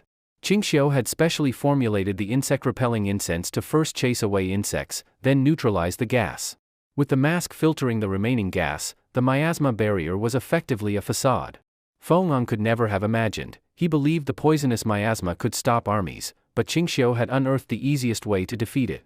Freed from that worry, the soldiers marched faster, and Qingxiu ordered them. They must pass through the miasma before the incense burned out. At the far end of the miasma-covered mountain range, hundreds of Lingnan soldiers were stationed at various crossroads to observe the Tang army's movements. Though under orders to stand guard, they were visibly relaxed. Some even found the armor burdensome, took it off and sat down drinking and chatting. They assumed that even if some Tang soldiers had managed to survive through the miasma, they'd be completely powerless, and easily dispatched.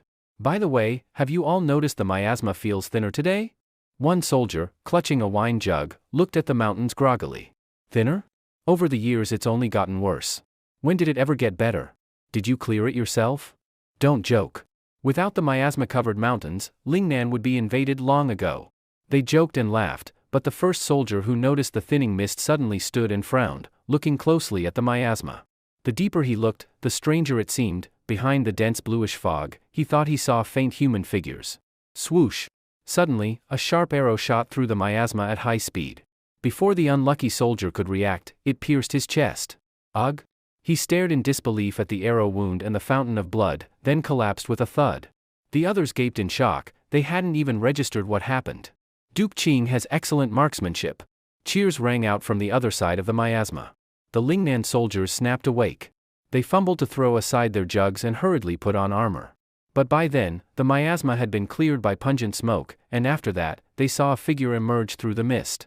Masked and clad in black armor, holding a bow and arrow, that was Qingxiu. Surrender now? Seeing them hurriedly arm themselves, Qingxiu quickly drew another arrow and shot one dead. That arrow shattered the Lingnan soldiers' courage. They threw aside their armor and knelt in succession. Please spare us, General. We didn't mean to fight. We were only getting cold, that's why we put on armor. Yeah. Please, don't punish us. We're kneeling and surrendering. Qingxiu smiled slightly. Good, you're smarter than Feng. As he spoke, the other Tang soldiers rushed out and surrounded the Lingnan men. They were too terrified even to speak, flattened to the ground by these fierce warriors. Boss, that was some shot. You can just locate and strike like that? Gue stared at the two dead soldiers in amazement. Qingxiu stepped forward calmly. Are there any other sentries around? General, if we tell you, will you spare our lives? If you stay silent, you're already dead. Wait. Don't rush. In our packs is the layout of sentinel positions and maps of all Lingnan cities. If you can't read it, I'll point them out for you. The 10-man leader, terrified, spilled everything like a broken bamboo tube. Qingxiu loved prisoners who made his job easy. After searching, they indeed found the layout maps as described. Qingxiu ordered Gue to seize people nearby, while he discussed the maps and march routes with Chendayan and others. Though they had differing opinions, they agreed to first attack the nearest city, both a forward base and defensible fallback. Attack cities? We came all this way across mountains just to fight siege battles with these Lingnan bastards. We have only 5,000 men, and not many siege weapons we can use. Even if we capture the city and drag it out with them for a long time, how much supply can we have to keep going? Qingxiu's words made everyone frown deeply. They all knew this method would leave them in a very passive position later, almost giving up the possibility of capturing all of Lingnan. But there was no choice, the chips in their hands were pitifully few. Qingxiu ordered Chendayan to hand him the map, and he drew a marching route directly on it. General Qing, you're serious about this? Chendayan looked at Qingxiu in disbelief. He wouldn't have dared to even imagine such a route. Do I have a habit of joking about such matters?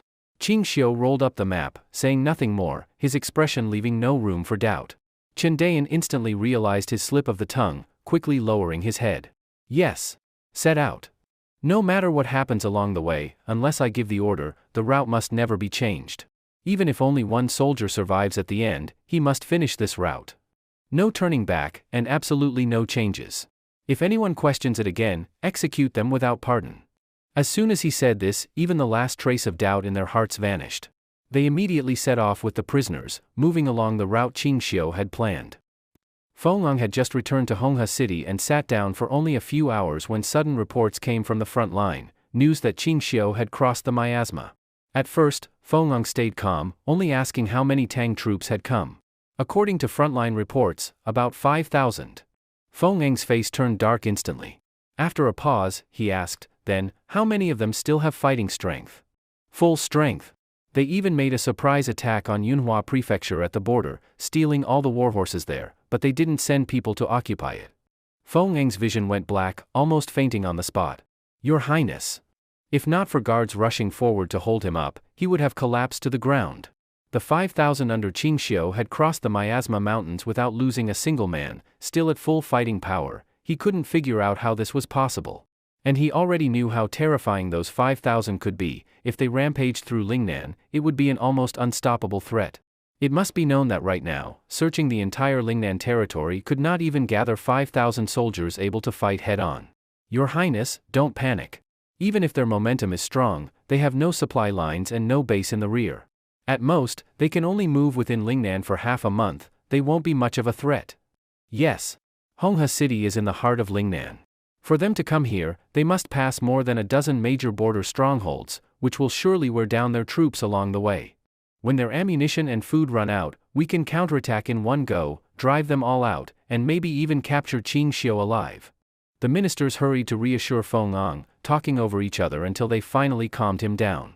After taking a few deep breaths, Feng relaxed a little. His fat body sank into the throne, and thinking carefully, it did seem as the ministers said. I understand. Announce to every city along the way, they must hold to the death. As long as we can stop the Tang army for half a month, delay them until they run out of supplies, everyone will be credited. After saying this, Feng began calculating how much gold and silver was left in the treasury. The previous emergency mobilization had already consumed more than half. Now, even using what's left for condolence payments would not be enough, let alone large-scale rewards. After weighing the situation, Feng had no choice but to issue another urgent order, to levy more military funds from all of Lingnan.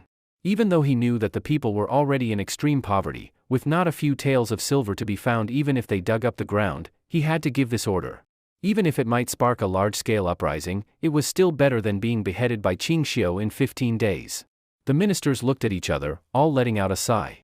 Compared to Feng's original plan when he first raised his army, the current situation was completely different. Nothing matched his first expectations. After news of Qing Xiu entering Lingnan spread quickly through the entire region, every city went into the highest state of alert. They immediately carried out a scorched earth policy, destroying nearby villages, moving all civilians into the city for fortification and labor. Even worse, after losing their homes, these people were hit with an imperial edict that forcibly seized their meager remaining grain. Almost all of Lingnan's civilians instantly fell into extreme poverty. Even if it brought widespread resentment, the officials were ruthless, thinking only of how to block Qing Xiu's advance. Qing Xiu, already aware of Lingnan's situation, was overjoyed when he heard of Feng's series of foolish moves. This was undoubtedly giving him a huge helping hand. Upon reaching the first border fortress, Qing Xiu did not besiege or attack. He simply ordered his men to camp 5 li outside the city, with no sign of attacking. But the city's defenders watched him like a hawk, afraid of some unexpected raid. Qing Xiu, in no hurry, waited until nightfall, then sent Gue with elite soldiers to slip into the city. For Gue and the others, this was almost too easy. Lingnan's city walls were low and easy to climb, needing little effort to cross. Most cities had only about 1,000 or even just a few hundred soldiers left, not enough even for proper night patrols. Even walking openly in the streets wouldn't raise suspicion from Lingnan troops. Gue's men neither caused destruction nor carried out assassinations. After confirming the layout of the homes inside, they immediately spread out to act. Remember, don't harm civilians. Otherwise, the boss's plan won't work. If anyone dares kill a civilian without cause, before the boss punishes you, I'll cut off his head myself. Understood, General. The soldiers answered at once, then split up to act. What they did was only one thing: walking through the streets at night, shouting loudly. The Tang army has entered the city. The Tang army has entered the city. The Tang army promises not to harm civilians. If the people rise up and help the Tang army attack the Lingnan troops, the granaries will be opened and grain will be given to all. These repeated shouts instantly woke the entire city, which had just been about to sleep. The people in the city were first woken up in fright, then attracted by the loud shouts of the Tang soldiers, and rushed out into the streets. They really thought the city had already been breached. These civilians quickly turned from initial confusion to fury. The Tang army has broken into the city. Why should we keep suffering under these bastards? If we help the Tang army, we'll get food rations. What are we waiting for? I've long been sick of those big-headed soldiers. They can't fight battles, they just take out their anger on us commoners. That's right. They even tore down my house. The anger of the Lingnan people quickly turned into action. They surged like a tidal wave toward the city walls and the military camp. The poor Lingnan soldiers, barely asleep, were awakened by the shouts and curses of the people. Before they had time to put on armor and helmets, the civilians had already broken into the camp, swinging pickaxes and hoes wildly to hack and kill. How could a few hundred soldiers possibly withstand the desperate assault of over 10,000 civilians? In just over an hour, the whole city fell into complete chaos. The defending soldiers were slaughtered in large numbers. The few who survived escaped death only by opening the city gates and fleeing into the forests. It was only at this moment that the civilians realized there had never been any Tang army assault. From beginning to end, it had all been their own outburst of anger chasing down the garrison. Once they realized this, the courage and fury they had just built up vanished completely. Everyone stood frozen, not knowing what to do, especially when they thought about how the royal court would punish them for killing the garrison. Some even squatted down on the ground, crying in fear. At that very moment, Qing Xiu personally rode into the city with the Tang army, and only then did the people suddenly realize the Tang army had truly come. Normally, all the stories they had heard about the Tang army were monstrous. Tales of slaughtering every man and beast wherever they went were all too familiar. Now, faced with these Tang soldiers said to be more brutal than demons, the people instinctively backed away, afraid they might suddenly start killing them. Although the first news of the Tang army entering the city was just a rumor, my promise to you still stands. As long as you help the Tang army take the city, my army will not kill a single person, and we will open the granaries to give relief to you people who have suffered so much under Feng Ang's tyranny. Qing Xiu waved his hand. Open the city granaries and distribute the grain to all the people. The long-suffering civilians could hardly believe his words, thinking it might just be talk to calm them down. But when they truly saw the granary doors open, and each person receiving a large amount of grain, they finally believed Qing Xiu was a benevolent commander. General Qing really came to save us. If Duke Qing had come earlier, we wouldn't have had to endure the torment of those bastards until now. Duke Qing is truly our savior. The crowd held their relief grain and wept before Qing Xiu, realizing they were finally being treated as human beings. Qing Xiu was very satisfied with the scene. The effect he wanted had been achieved, and perfectly so. Your Lingnan King Feng Ang is unbearably cruel, extorting and taxing the people until they can no longer live, stubbornly resisting the heavenly court of the Central Plains, and sacrificing 70,000 of Lingnan's men to die in battle. His crimes deserve death. Our great Tang heavenly army has come this time precisely to sweep away the tyrant and rescue the people. Of course we will take good care of you. With these words and his recent actions, no one doubted what he said. Even without his words, just looking at his deeds, he was indeed a first-class savior. Moved by Qing Xiu's example, the people even cleaned their homes and invited the Tang army to stay. They volunteered to transport supplies for the Tang army's rear, asking for no payment at all. But Qing Xiu did not accept their warm invitation. After resting for the night, he ordered the army to continue marching the next morning. Before departure, Gui still felt uneasy. Boss, should we leave some men to garrison the city? After all, these civilians are still Lingnan people. It might be unsafe to leave the rear entirely in their hands. No need. Abandon the city completely, not a single soldier stays. Have you forgotten the marching route I planned? Gui said no more and immediately prepared as ordered. In the route Qing Xiu had given them earlier, except for this city guarding the pass, which had to be taken, he completely bypassed all other cities along the way, attacking none of them. The ultimate goal was to cut straight through to Honghe City.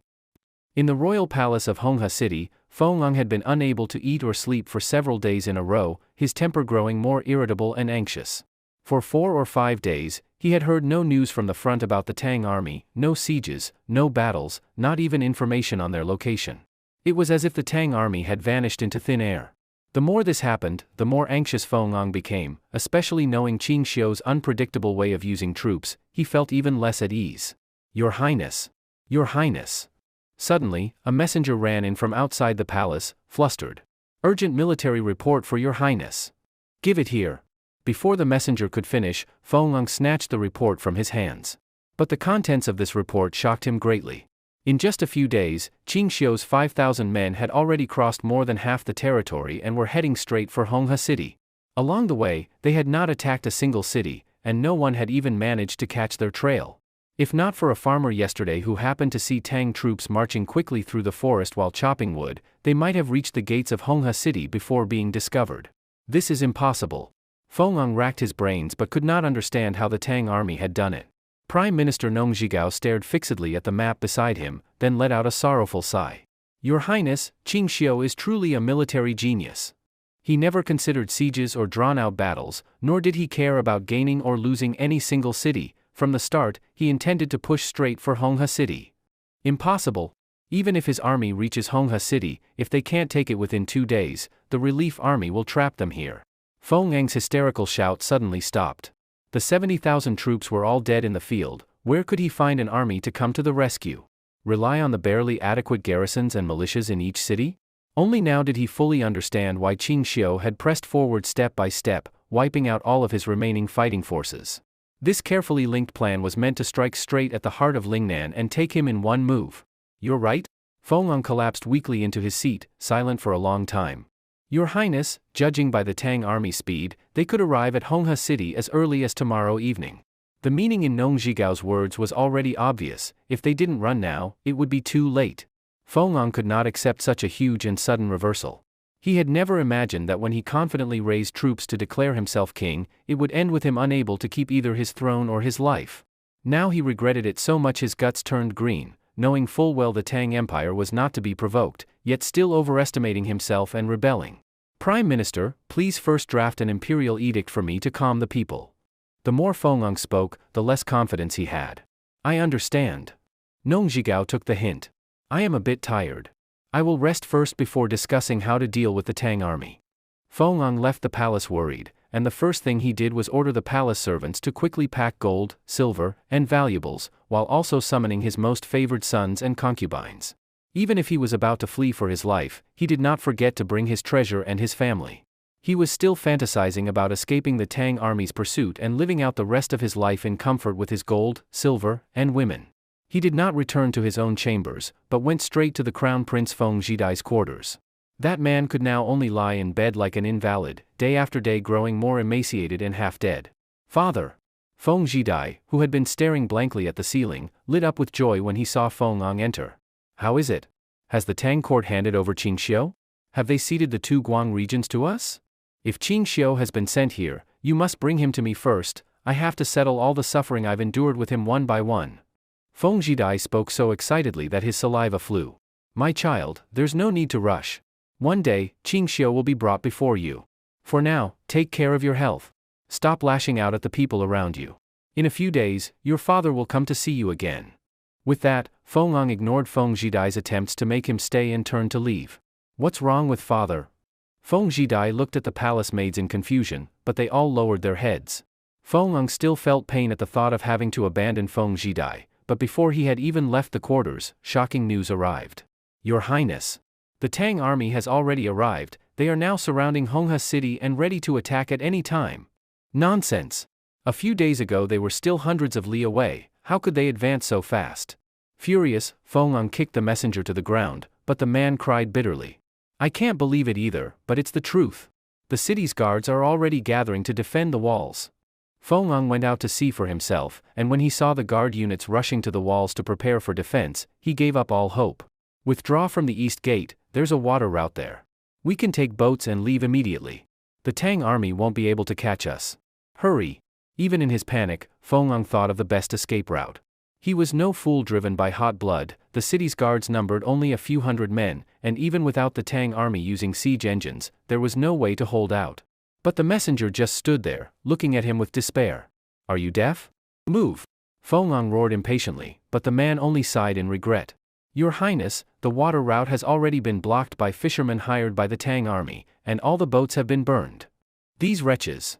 I treated them well, but in this crucial moment they're scrambling to guide the enemy." In his rage, he cursed wildly, completely forgetting how he had exploited and abused those same civilians. When he calmed down slightly, he realized he was in a dead end. They were trapped in Honghe City like prisoners, and the Tang army could break in at any moment. Just thinking about falling into Qin Xiu's hands, Feng broke into a cold sweat and nearly fell to the ground. "Order the soldiers to defend strictly, the city must not be breached. When the enemy retreats, there will be heavy rewards." Even he was tired of hearing himself say such words. Meanwhile, the Tang army was already at the gates, brimming with confidence, looking with disdain at the trembling Lingnan soldiers on the walls. Qin Xiu rode to the front of the walls and spoke only one sentence. "Open the gates, and those who surrender will be richly rewarded. But if we have to break the city, every stubborn defender, soldier or civilian, will be killed without mercy." Qin Xiu ordered the soldiers to display all the grain, gold, and silver taken from other conquered Lingnan cities beneath the walls, to show he would keep his word. The moment those items were laid out, every Lingnan soldier's gaze was fixed on them. The rewards Feng had promised were still empty words, they had not even seen a copper coin. But what lay below the walls was real and tangible.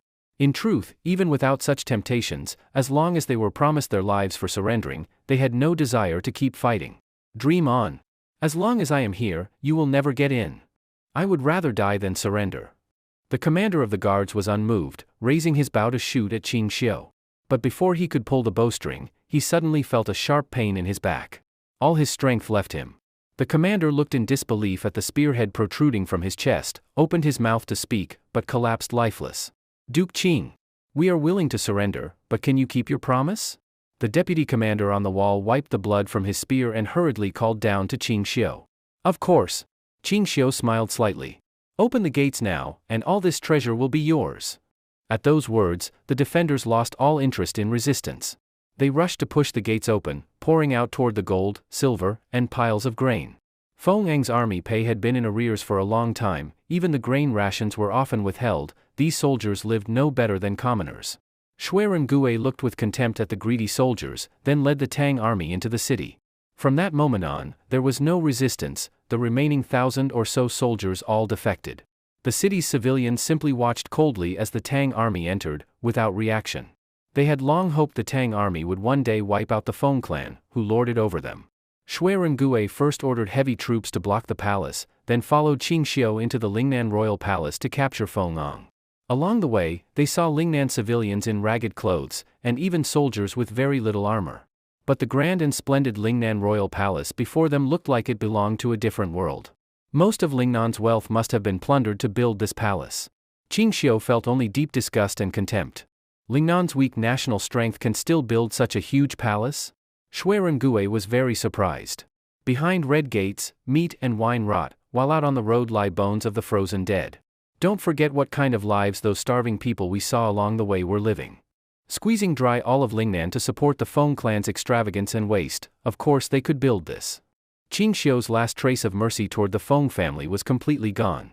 Originally, the Tang army thought that after breaking into the palace, Feng would fight back desperately before dying, so Gue had specially assigned over 1,000 elite soldiers to guard Qin Xiu for a final battle. Unexpectedly, when the palace doors were pushed open, inside the grand palace there was a neat row of kneeling figures. From ministers to the palace nobility and Feng clan relatives, all had voluntarily put on white prisoners' clothes, kneeling like pigs and sheep waiting to be slaughtered. In the middle of them was Feng, lying on the ground and trembling, not daring to look at the Tang army that had entered. At first, Gue and the others were a bit surprised, but soon they laughed with open disdain. "Boss, don't these people look like a bunch of white pigs to you? Now you know to surrender, what were you doing earlier?" "Exactly. Back when you raised troops in rebellion, didn't you even threaten the court to hand over General Qin? Why aren't you arrogant now?" Under the soldiers' mocking, the Lingnan nobles became even more uneasy, afraid they would be executed on the spot. Feng, lying on the ground, cried and begged for mercy. "It was I, the little king, who had no eyes to see, and foolishly offended Duke Qing. I beg you, be magnanimous and overlook my faults. If you think killing me is the only way to relieve your anger, I am willing to lie in a coffin myself and end it. He pointed bitterly at a thin coffin beside him, and the ministers and nobles next to him all joined in loudly crying to act out the scene. Your Highness, you must not. Duke Qing is magnanimous and will surely forgive us. Please spare His Highness, Duke Qing. No matter if it is ceding land or paying indemnities, we will accept. Their wailing was so annoying that Qing Xiu said impatiently, I can spare Feng Ang, as long as one of you is willing to die in his place. You all seem very loyal, why not pick the one crying the loudest to exchange his life for Feng Ang's? As soon as he spoke, all the wailing stopped abruptly. Feng Ang's face turned awkward. He looked at those nobles who had been wailing just moments ago, but none of them looked back at him. Qing Xiu strode forward. Feng Ang dared not meet his eyes, and heard Qing Xiu say slowly, stop putting on such an act. If you were truly sincere, why didn't you kill yourself from the start and lie in the coffin waiting for me? Feng Ang was tongue-tied for a while before forcing out, I didn't mean to oppose Duke Qing. It was my unfilial son who did not understand propriety and offended you. He deserves to be beaten. And now you don't want to have me cut you into pieces? I wouldn't dare. I wouldn't dare. Feng Ang now was nothing like the arrogant man he had been in Chang'an, not at all like a ruler of a land. Don't worry. At least you won't die right away. Qing Xiu then ordered Shuiren Gui, have the brothers block the city gates. There must be other Feng clan remnants in the city who haven't surrendered. Don't let them escape. Feng Ang's fat body trembled. Qing Xiu was exactly right. He had hidden several of his most beloved sons, hoping they could carry on the Feng bloodline and even one day make a comeback. But Qing Xiu obviously wouldn't give him that chance. And bring Feng Jidai here. Qing Xiu certainly wouldn't let go of this lecher who had once fantasized about his wives and concubines. Feng Ang quickly said, Duke Qing, there's no need. He is already a cripple, lying in bed with only a few days left to live. Killing him would be meaningless. Qing Xiu kicked Feng Ang in disgust. Alive. Be careful not to kill him, or I'll hold you accountable. Yes, sir. The soldiers immediately began searching the palace. Soon they found servants hiding Feng Jidai under an artificial hill in the rear garden. Now crippled and half dead, Feng Jidai had exhausted himself hiding, so that even the bit of life he had left was almost gone. When he was brought before Qing Xiu, he could barely speak. Qing. He stared at Qing Xiu in terror, unable to form a complete sentence. Expressionless, Qing Xiu looked down at him and said, You should thank your father. If not for him, I would never have had the chance to kill my way here, nor the chance to make you die by my own hand. When Feng Jidai heard the word die, his eyes suddenly widened, his head jerked violently, and foam came out of his mouth. Before Qing Xiu could react, his head lolled to one side and he died instantly. Qing Xiu was momentarily stunned, he hadn't even done anything. Shuiren Gui stepped forward to check. There's green bile in what he spat up. He was scared to death. Qing Xiu was speechless. These Feng family scoundrels were the ultimate bullies of the weak and cowards before the strong. He hadn't even acted yet, just a few harsh words and Feng Jidai died of fright. Forget it. Take all the officials out. Keep the Feng clan in the palace for now, and I'll deal with them later. Qing Xiu lost all interest and turned to leave. Please spare our lives. No matter what Duke Qing demands, we will agree. Even if we can only live as ordinary people in Lingnan, that's fine. Feng Ang quickly begged before Qing Xiu left, but Qing Xiu didn't even look at him. When the palace gates shut with a heavy thud, Qing Xiu glanced coldly at Shuiren Gui. Shuiren Gui was slightly startled, then smiled knowingly. Boss, you've been traveling hard for so long, go rest. Keep an eye on this place. Don't let anything unexpected happen. Qing Xiu put extra weight on the last two words. With me here, it will be done exactly as you want. I didn't tell you what to do. Understood. Understood. Nothing to do with you. Shuiren Gui chuckled. Feng Ang, hearing no movement outside for a long time, finally relaxed a little. Qing Xiu probably won't kill us. But if we're sent to the capital, I don't know how the Tang Emperor will deal with us. He worried. As a king who had raised troops in rebellion, by law his entire family should be executed, but the Tang had previously captured other kings and tribal chieftains without killing them. Instead, they kept them in the palace as mascots, especially Jieli Khan, who had become the designated dancer. Of course, with Feng Ang's layers of fat, if he danced, probably no one would want to watch. At least he didn't have to consider dancing as a career path. But thinking about it, being able to stay in Chang'an and live idly for the rest of his life wouldn't be too bad. Suddenly, Feng Ang sniffled uncomfortably. Why did the air suddenly carry a strange burnt smell?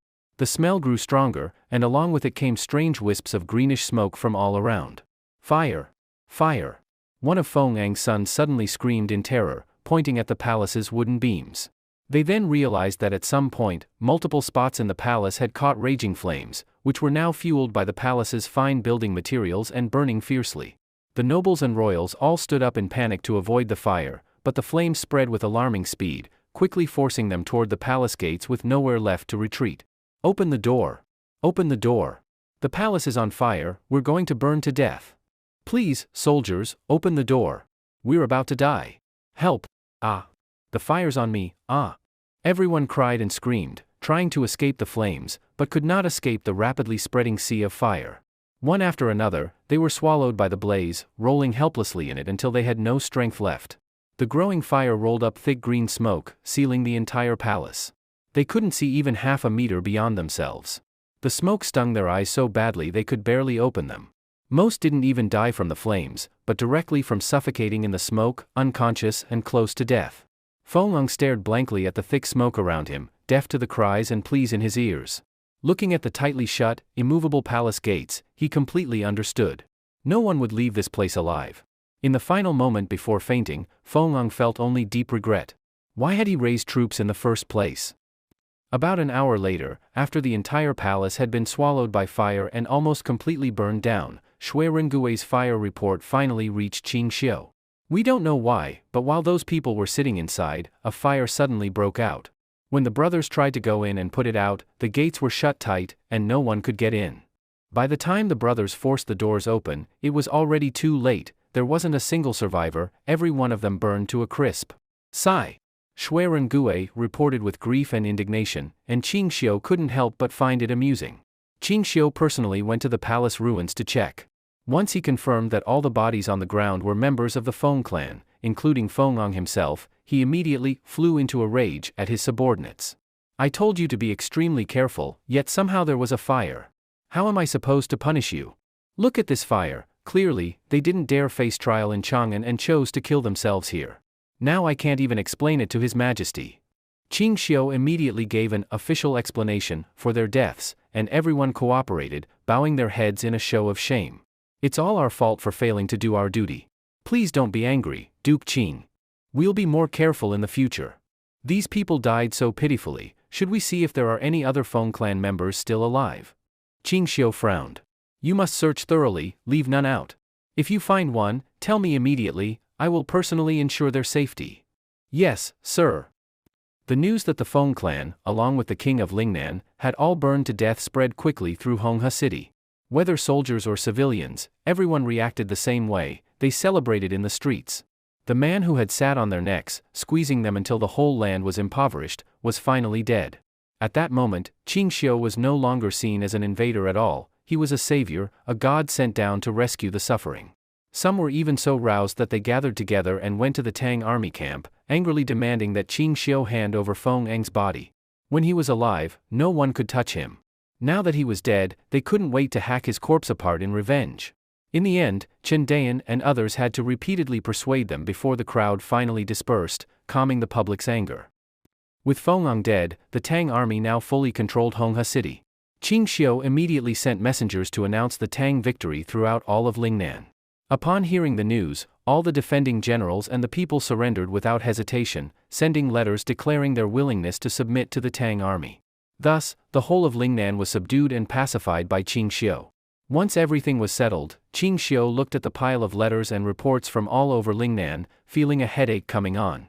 Some were requests to set up laws, others were pleas for food aid during famine. Not a single one was good news. That Feng Ang scraped Lingnan bare to deal with us. Even if we hadn't attacked, in half a year the whole region would have been in chaos. This king of Lingnan would have had trouble holding power for even a few more days. Qing Xiu tossed aside a famine letter, frowning. Chen Dayan and the others exchanged confused looks. They had no idea what Qing Xiu was talking about. They were men used to fighting on the battlefield, never to governing a land. Chen Dayan, Wang Jui, I'll leave all the soldiers here with you too. Stay in Lingnan and keep order in the whole region. When I return, I'll ask His Majesty to send officials here to govern. Chen Dayan scratched his head, but could only agree. Fine, but what about the famine? Then open the Honghe City granaries and send out all the food to the local areas to relieve it. As long as you can keep things stable for 2 months without major trouble, it will be a great merit. Qing Xiu looked at Chendayan intently. If you handle this well, I'll keep you here to work for me, you won't have to return to the northern border. Hearing this promise, Chendayan's eyes lit up. Is that true? Nonsense. Would I lie to you? Then just wait and see. Chendayan agreed without hesitation, determined to get it done no matter what. If he could follow Duke Qing on future campaigns north and south, there would be endless opportunities for merit and glory. The more Chendayan thought about it, the more excited he became. Qing Xiu looked at Chendayan's face full of expectation and couldn't help but smile. Now he could finally start the journey back to Chang'an, and it seemed he would make it in time to see his child's first face before Su Xiaochun gave birth. Qing Xiu called together his 13 personal guards to prepare for departure, but before their horses even reached the city gate, along the road there were already large numbers of Lingnan civilians who had come voluntarily to see them off. Although Qing Xiu had entered Lingnan as an outsider with arms, everything he had done had been seen firsthand by the Lingnan common people. At least in Qing Xiu's view, he had treated these civilians as human beings, far more than the king of Lingnan ever had. Fellow countrymen, go back now. The mountains are high and the road is far, sending us this far is enough. Qing Xiu waved his whip toward the north, smiling at the people seeing him off. Duke Qing, before you leave, please take these things with you. We are too poor to offer anything else, keep them for the road to eat. And also these. You must beware of mosquitoes, snakes, and ants along the way. Duke Qing, you must take care. Seeing that Qing Xiu was about to leave, everyone, though reluctant, brought him many local products, until his men could hardly carry them all. Qing Xiu's smile became slightly forced, these common people were simply too enthusiastic. At this moment, the people pushed forward an old man to stand before Qing Xiu. The old man was about to kneel, but Qing Xiu stopped him immediately. No need for this. I have never liked anyone kneeling to me. If you have something to say, just speak. The old man only wishes to say. Duke Qing, can you not leave? Can you stay here to continue governing Lingnan? The old man